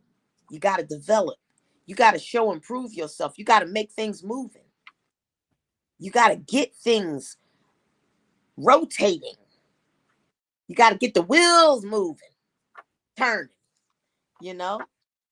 And then once you've done something and you have something in your hand and you're showing people, now you can say, hey, this is what I got. Come support me. Yeah. But a lot of times people tell us their ideas, come support me, but you don't see no proof of anything. You know, baby, only God in the universe can see your heart and your ideas. I can't. I need to see proof. That's how I can spend money, because my money is tangible and my money is proof. That part. Because people ain't got no problem spending, you know, supporting what they believe in. If you love people, you know, they know it. They can feel it. They feel the energy.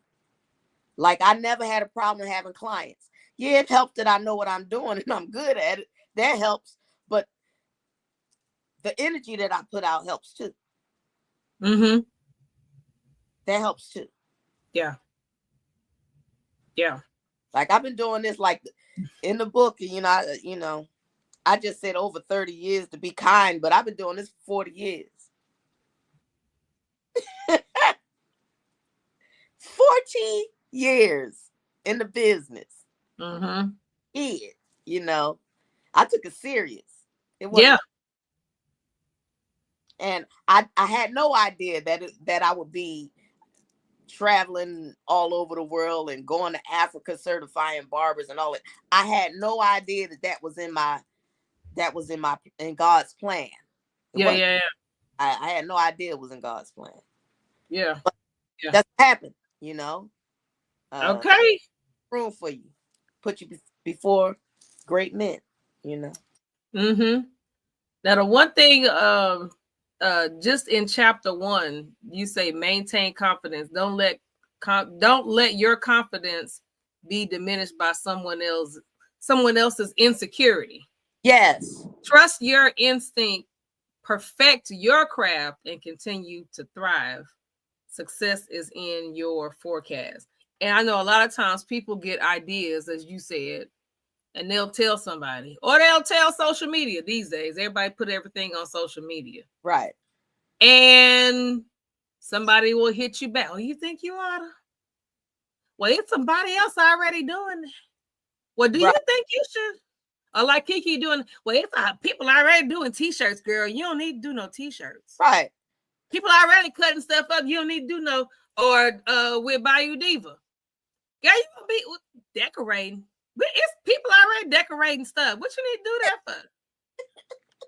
And you know, if you get out there, if like you were saying, if that's your idea, if that's what you want to do, you put it out there. You gotta stay in your mind. Where is it at? Let me see. The mind development. You gotta stay on your grind. Right. And do what you want to do. And don't let nobody else try to sit you back. Don't let the naysayers, because for whatever reason, we can get 1,000. Yes, do it. And one naysayer, you be like, well, maybe I don't. Well, maybe I shouldn't. One. Well, maybe I'm not. Person out of 1,000. You got 100 yeses. You got one. Ooh. Maybe I shouldn't. Oh, maybe not. Okay, I just push it to the back. Let me share this story. What inspired that quote? All right. So the internet became public in 1995, right? Before 1995, the World Wide Web, as we know it, which is www. with 3 W's before your website. You don't even need it no more, but you know. The World Wide Web and America Online was this new platform. These new platforms that we're talking about on a program, a news program called 2020. Oh. All right. So 2020 was talking about, and I think 2020 is still around. It is. Yeah, 2020 is big. Uh-huh.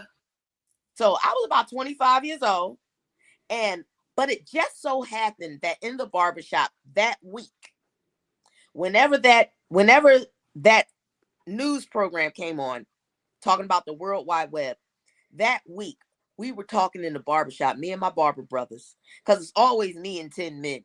You know, that it's always been like that. I was cutting hair in the barbershop before it was popular for women and or females of any way to be in the barbershop. And by me being this little girl, looking like a little girl, short, yeah. She's short because I'm little and I look like a little girl, especially back then, I'm the little girl in the shop. So we were talking about, wouldn't it be nice if when people came to Philly, because that's where I'm from, that they knew where to come to get a good haircut. Right? We were all talking about all this. Oh man, that would be so cool if we had a way to let them know where we at. Boom, boom, boom. Later on that week, 2020 had that special talking about the World Wide Web and America Online. I ran to work. I couldn't wait to get to work the next day and tell them, oh my gosh, you got to know what I saw on the news last night. Let me tell y'all, we need to get a web page for the barbershop so we can let people know where we are. It's going to let everybody know, no matter where they are, anybody can see it all over the world. So when people come to Philadelphia, they know where they can get some good haircuts. We're going to put our pictures on there and everything. They looked at me and said, that's stupid. Ain't nobody going to see that. Don't nobody even know what that is. I said, no, you stupid. This is new. Nobody sees it now because it's new. But if we get on there now, about time everybody catch up, we'll already be dug in. That's all right. I'm going to be stupid by myself and I'm going to make my own web pages. So I did. And what I discovered in 2017, I was awarded the Trendsetter Award for being the first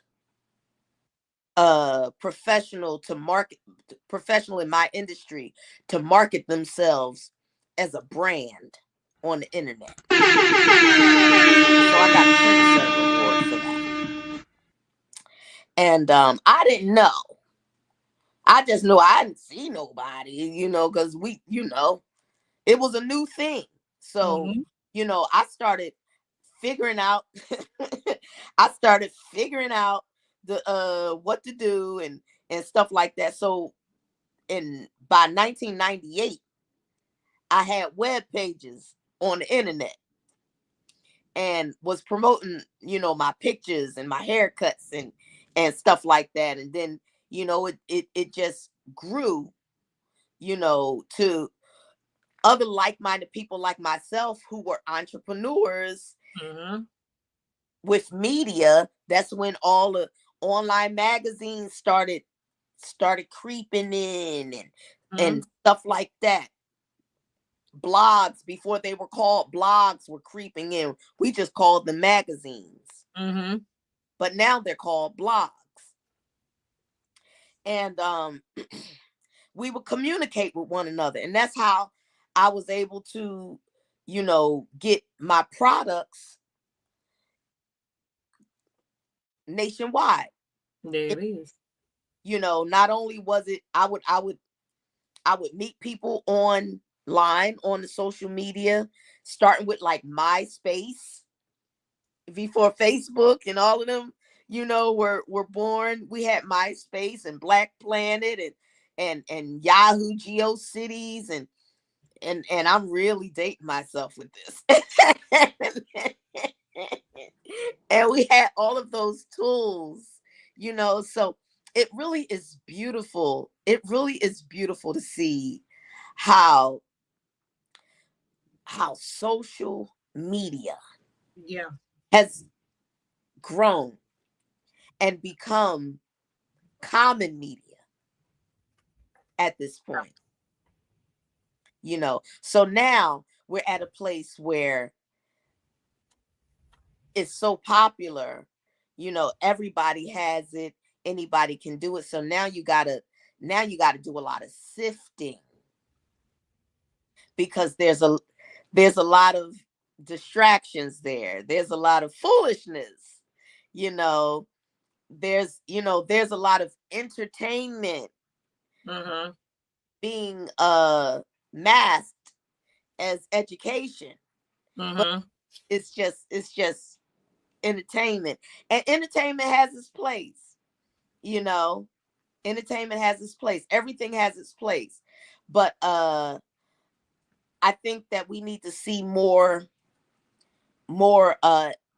informative, informational, educational things in the marketplace as it relates to entrepreneurship, as it relates to various different trades, whether it's the health and beauty trade, or whether it's the mechanic trade, whether it's the medical field. We need to see a lot more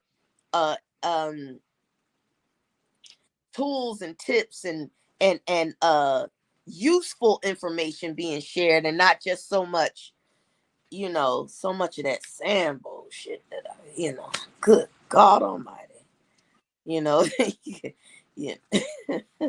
Good gracious, everything ain't damn silly, ain't serious, but everything ain't. Sometimes somebody got to just let the folks know what's really going on. It's a place for that. For sure. Part of my raw vegetables. Come on, raw vegetables. Okay. Right. Well, I'm gonna tell you, when I put my my church shout, wrote in my book. Okay. Chapter 7. Prosper. Know your worth and get paid. That paid is in all capital letters. Enjoy the fruits of your labor. You saw the vision. Put together a plan of action and you acted on it. You transformed the dream into reality. When things got hard, though you wanted to stop, you pushed through it. The world has improved because of your creation. Now share your awesome gift and let it bring you prosperity. Keep in mind, these principles of grooming yourself for success will take you as far as you choose.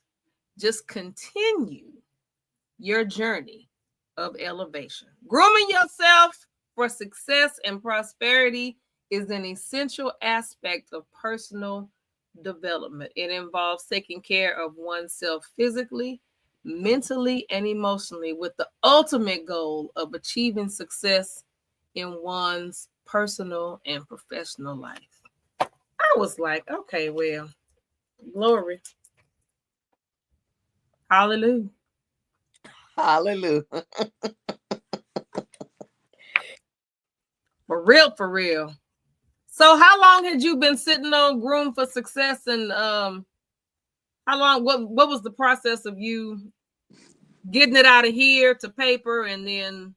Girl, that was a process. That was a process. Okay. The idea of this book came to me 4 years ago. 3 or 4 years ago. Mm-hmm. And I was just thinking, And I would just jot things down as my thoughts came to mind. Mm-hmm. Write them in my notes. And every time something came to my mind on a subject that I felt would fit in my book, I would write it in my notes. Mm-hmm. So I was just writing notes. And then, I got distracted for a long time. Didn't think about it. It didn't even cross my mind. And then one day it was like, when are you going to start writing this book? When are you going to start doing this book? What are you doing? And then so 2 years after sitting on it for about 2 years, Mm-hmm. I just got in there and I started reading the notes that I had already jotted down the year before. Okay. And I started reading that and letting it marinate in my spirit and thinking about what transpired in my journey Mm-hmm. for me to write those things. Mm-hmm. And I just started getting in my own think tank. And then 7 months later, I had my book, written out. And then I had to figure out how to transform my thoughts that were on paper in Uh-huh. actual book and in book format. And one of my good friends who's an author, helped me do that. So once I got it in book format, then I was able to edit it as such and put it on Amazon. And the rest is history. And it's an easy read, It is. I didn't want to make an encyclopedia, I didn't want to make anything drawn out. I really It's just not. want to hit the core elements You that's did. necessary for you You to did. start and maintain a successful business as an entrepreneur. That's exactly what this is. So you get to chapter 9. That's the last chapter. Mm-hmm. Literally an outline of how to get your mind right. Yep. If you need something to look at, just to get you focused. Goal setting is the first, and it's a long description of goal setting. Time management, continuous learning, networking, effective communication, problem solving, resilience, financial management, work-life balance, gratitude practice. And that's a good one. Yes. That's a good, promoting a positive mindset and overall well-being, acknowledging and appreciating the good in our lives, because we have a bad habit. I have a bad habit of just not even thinking about the good parts.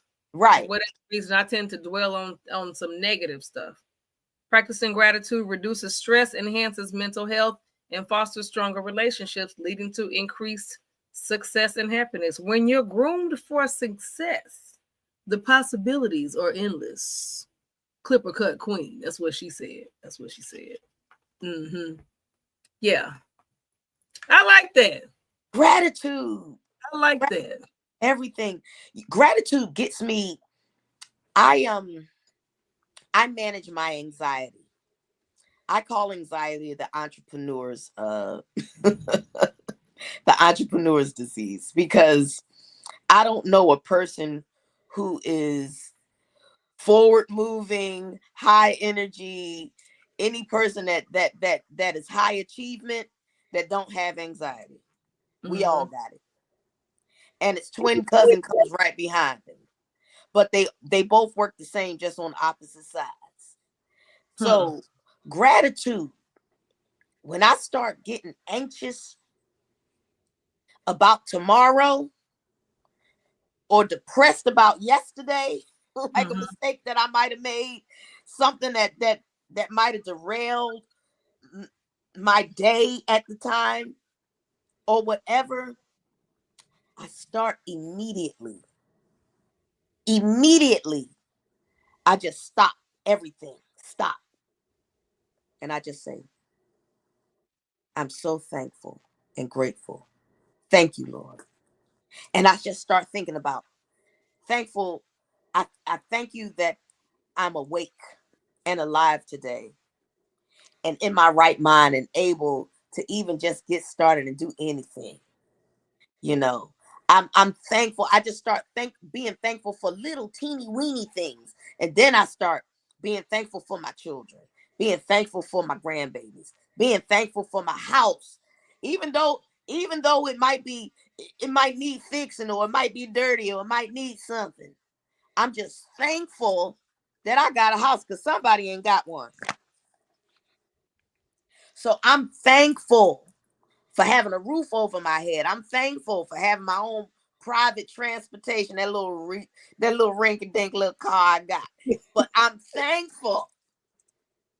I'm thankful. So once I start just in the spirit of gratitude, that washes away anything else. I'm just thankful. Now I can get back on focus. All right, let's get back. I done got my mind back right. Let's go. Yeah. That is so true. And that's amazing, but that is so true. The way you put it into that perspective, because I know a lot of times my anxiety, just, and that's been just recently, but having those moments when Mhm. it's like you feel like the depression on the, like, so depression on the backside, anxiety on the front end, and being hit all, on every different side. And then you just, like you say, you just stop and say, Lord, I thank you. Mm-hmm.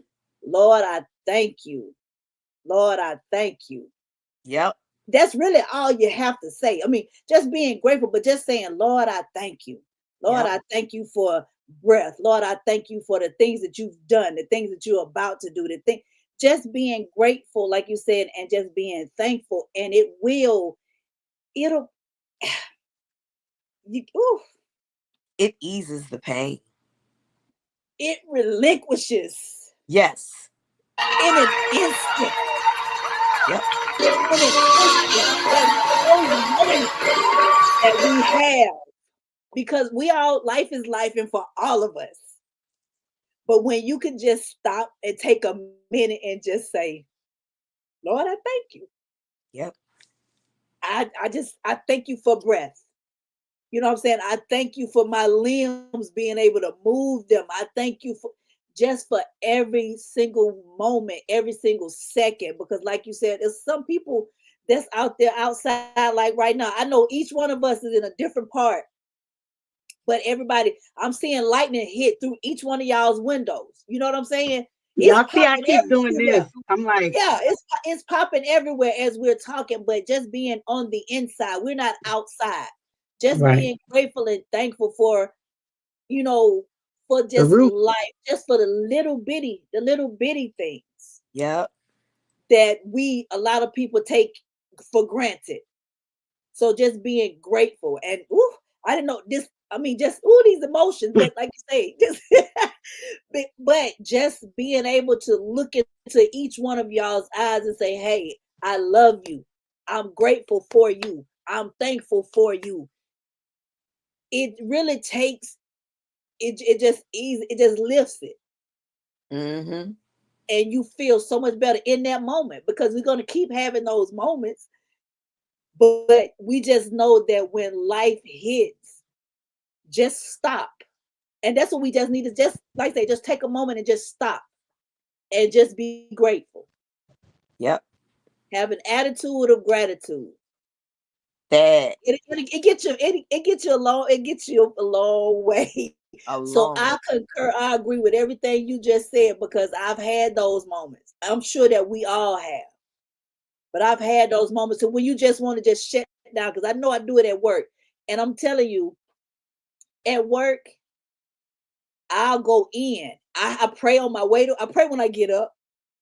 I pray on my way to work. I pray when I get to work. I mean, I just had those moments, and they'll look in there and they'll look at me, and I don't give a damn what y'all got going on around me. I know I'm gonna Right. take this moment right here, right now, and I go into prayer mode, and they already know. They don't say nothing to me. They Don't don't bother. bother me. None of that, because that's my moment. Because I know y'all finna get on my damn nerves. So I got to pray for y'all too. So I pray and have God to cover them too. See, that's what people don't do. You know, a lot of times we be selfish in our prayers, but no, I'm praying for each and every one of y'all households just as well as my own. You feel me? We got to be selfless when it comes to prayer and praying for those things that we want and what we want for others to have. I want everybody in this box right here. I want all of us to prosper. We got to be able to do that. We got to be happy for Bayou Diva. We got to be happy for Lady K. We got to be happy for Clipper Cut Queen. You know what I'm saying? We got to be happy for each other. That's the only way our blessings gonna come. So yes, I agree 1,000%. I'm gonna mute myself back again, but I had to say that because I do that, and it's just like I said, I do that. I have my moments. I have those moments all the time to where you just be like, oh Lord, oh, I don't feel like, oh Lord, look, I know when I'm going to work, I know it's gonna be this, and then you have to stop and say, hey, stop. Mm-hmm. In the moment, just be grateful, just be thankful for this moment right here, and I tell you, you feel 1,000 times better. So I appreciate you. I hadn't got your book yet, baby, but it's coming. But like you said, it don't take a whole lot, and those are just confirmational things, because you know it's been a lot of things that I've been procrastinating on and shuffling my feet, you know, to do, and that's been one of them. But I know you got to start, because it's here. Yeah. You know what I'm saying? But you got to start, and it's like when you know how you've said, I've heard, and a lot of people have said, you know, when you have something on your mind or God wakes you up in the middle of the night, get up, jot those things down. Mm-hmm. So I can't tell you what I'm afraid. I can't tell you what the fear is. I don't know. That's something that I have to work on. Right. You know, I'm like, okay, Lord, I know this ain't nobody but you waking me up, tapping me, because it's something that's already there. Just get it out. And that's what everybody keeps saying. Get it out. You got to get it out first so you can move forward. So all of this stuff is just aligning with what God has already ordained. It's out there. It's in the front. You just got to keep PUSH, pray and push until something happens. Yes. Right. So thank you from me. Thank you for, you know, being a part of the ladies' den this evening. I mean, you've dropped some damn sure dropped some gems and some jewels, baby.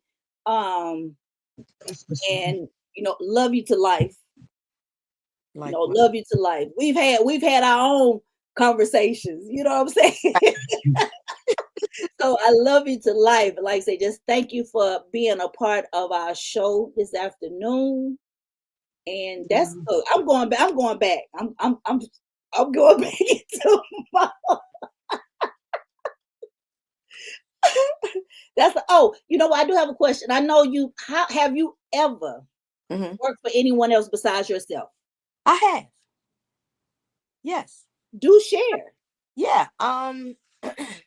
When I was 19 years old, 19, I was still a cosmetologist, but I also worked at a nursing home. It's called Elmira Jeffries, and I was a recreational therapist. Ooh. I was a recreational therapist at Elmira Jeffries, and that was so much fun. Basically, I got paid to make old people laugh. Mm-hmm. I got paid for their and you still doing it. You still doing it because we all old. Yeah. Damn. Now we the old people. We the old people. we the old people. Oh goodness. And then actually that nursing home shut down, which was sad because I really liked that job. It didn't pay me half the money that I made doing hair, but you know, I still always had I was always doing hair, so it didn't matter. I worked for what was the name of that place? United Cerebral Palsy. That was very Oh fulfilling. wow. That was very fulfilling. Huh. United Cerebral Palsy. I was a respite manager, and that's what they call us, respite managers.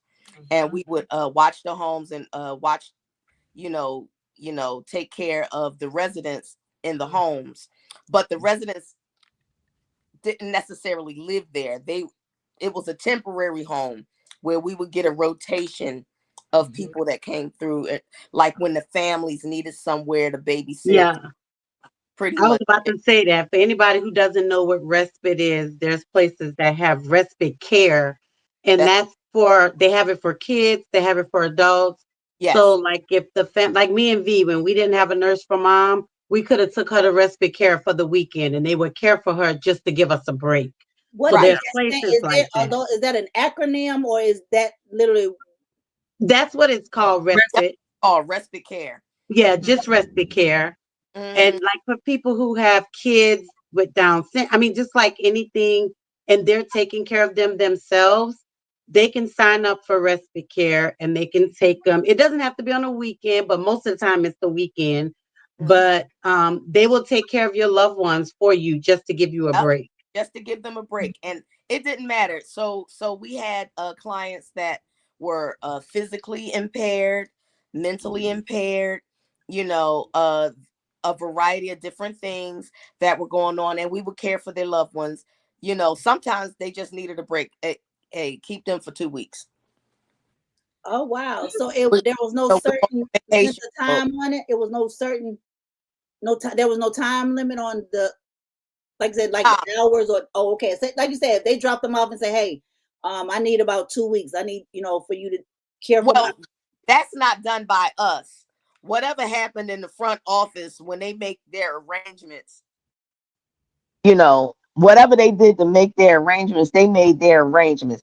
We were just the people that were, there at the home to take care of them.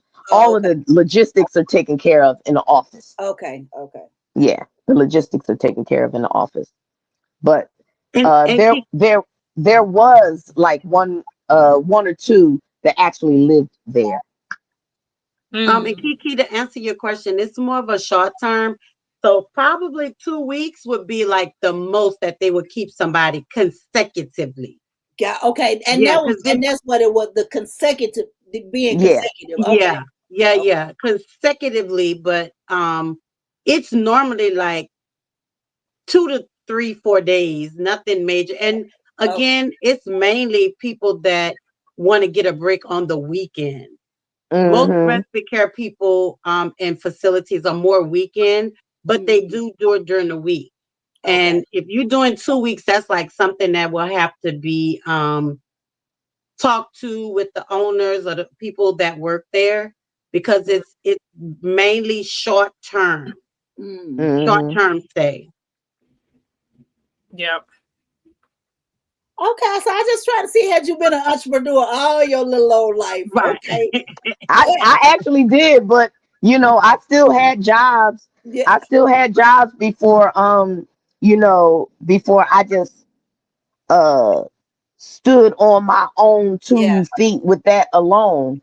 Yeah. And so I haven't worked for anyone outside of me being a hairstylist since I was maybe 23. So that's 30 something years. Yeah. Yeah. Only Okay then. good. Yep. Yeah. Yeah, because I left United Cerebral Palsy. I was 23. I know that's right. Mm. I know that's right. Shoot. My Diva, you got any Ain't nothing like it, baby. Ain't nothing like it.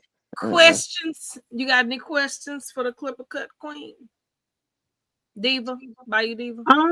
No questions. I just would like to say thank you for doing the book because there is a lot of us out there who don't know where to start, how to start.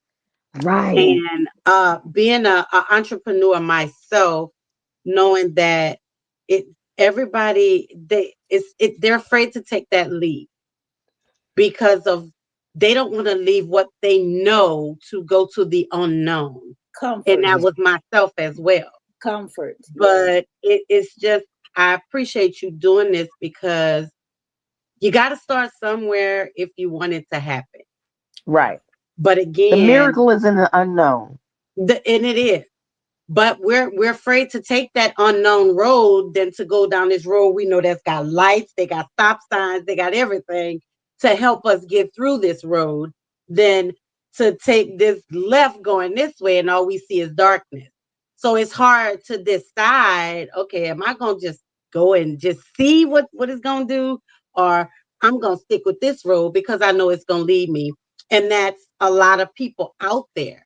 And like you Hmm. said, there's so many ideas, there's so many different businesses, there's so many different schools and things that's in the ground right now because they didn't want to take that left to go down that dark road just to see what would happen.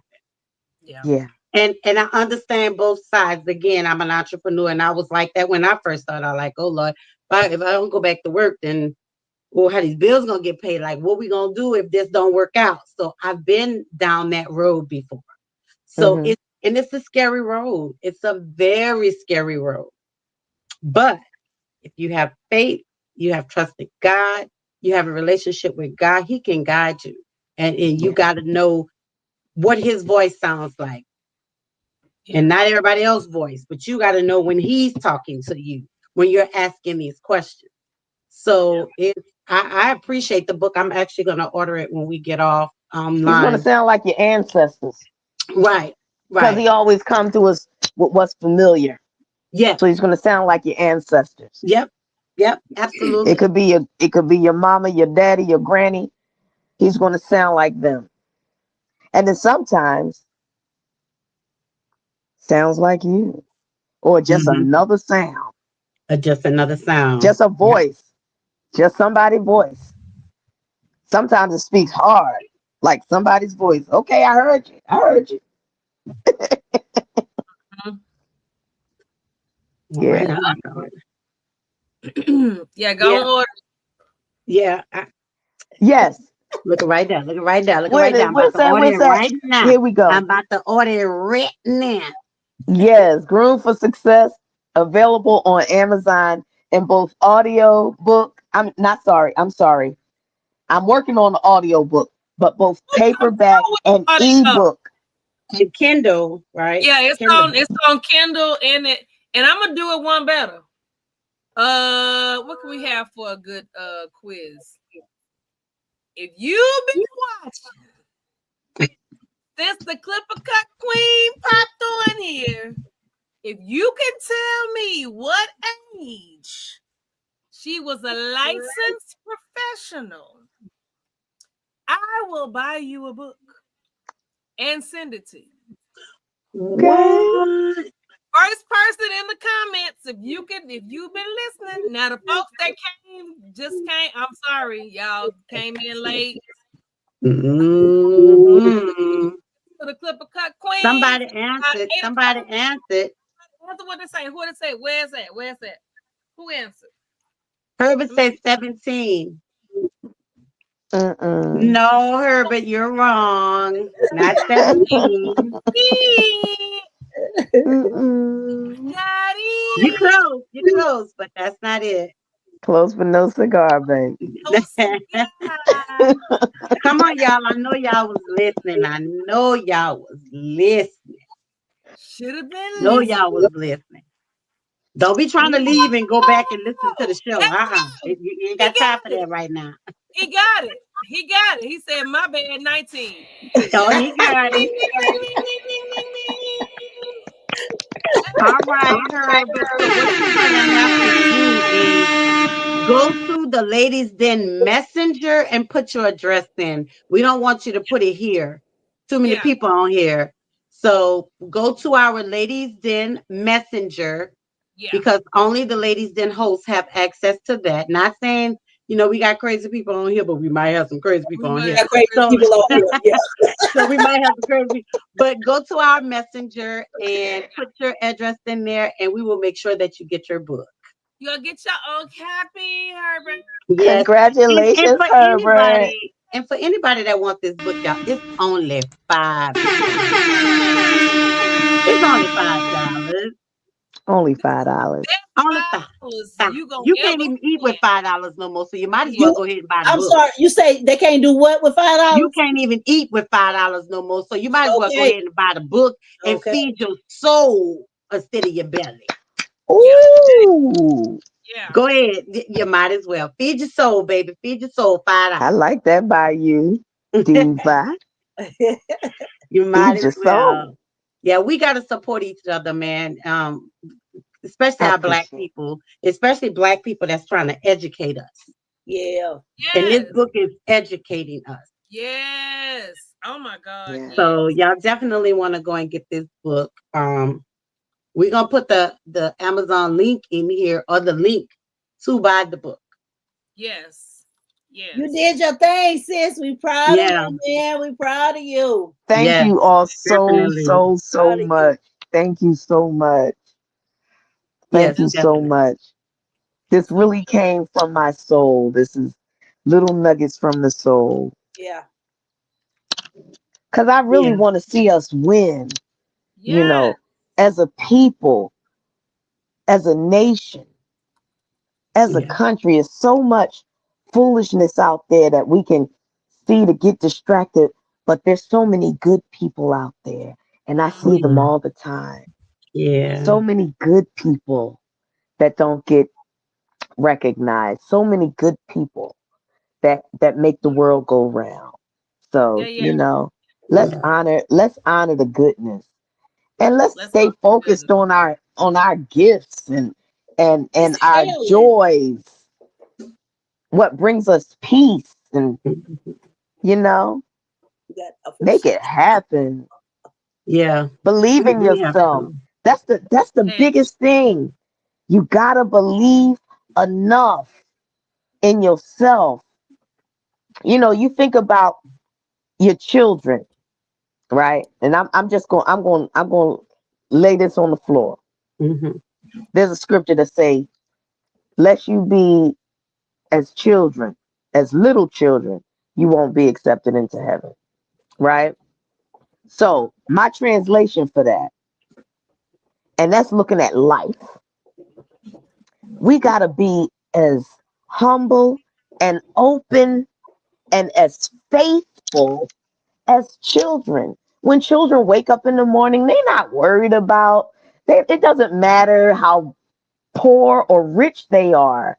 They get up and they have this understanding that somebody's going to take care of them. They understand that the day is going to be just fine. They're going to get something to eat somehow, some way. Somebody's going to make sure it happens. And this is generally speaking. But we got to have that same faith in the Almighty. We got to have that same faith in. uh-oh. Well, Uh-oh. it's hailing out. It's hailing out there. That is hell. Yes. I'm sitting up here like, what the? Look, what the hell?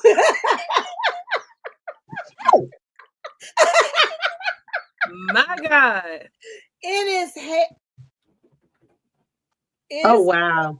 Y'all hailing listen, the outside. weather is getting really bad. Yes. It is. We gonna cut, well, not cut the show because we're normally off at 9 o'clock, but we never get off at 9 o'clock.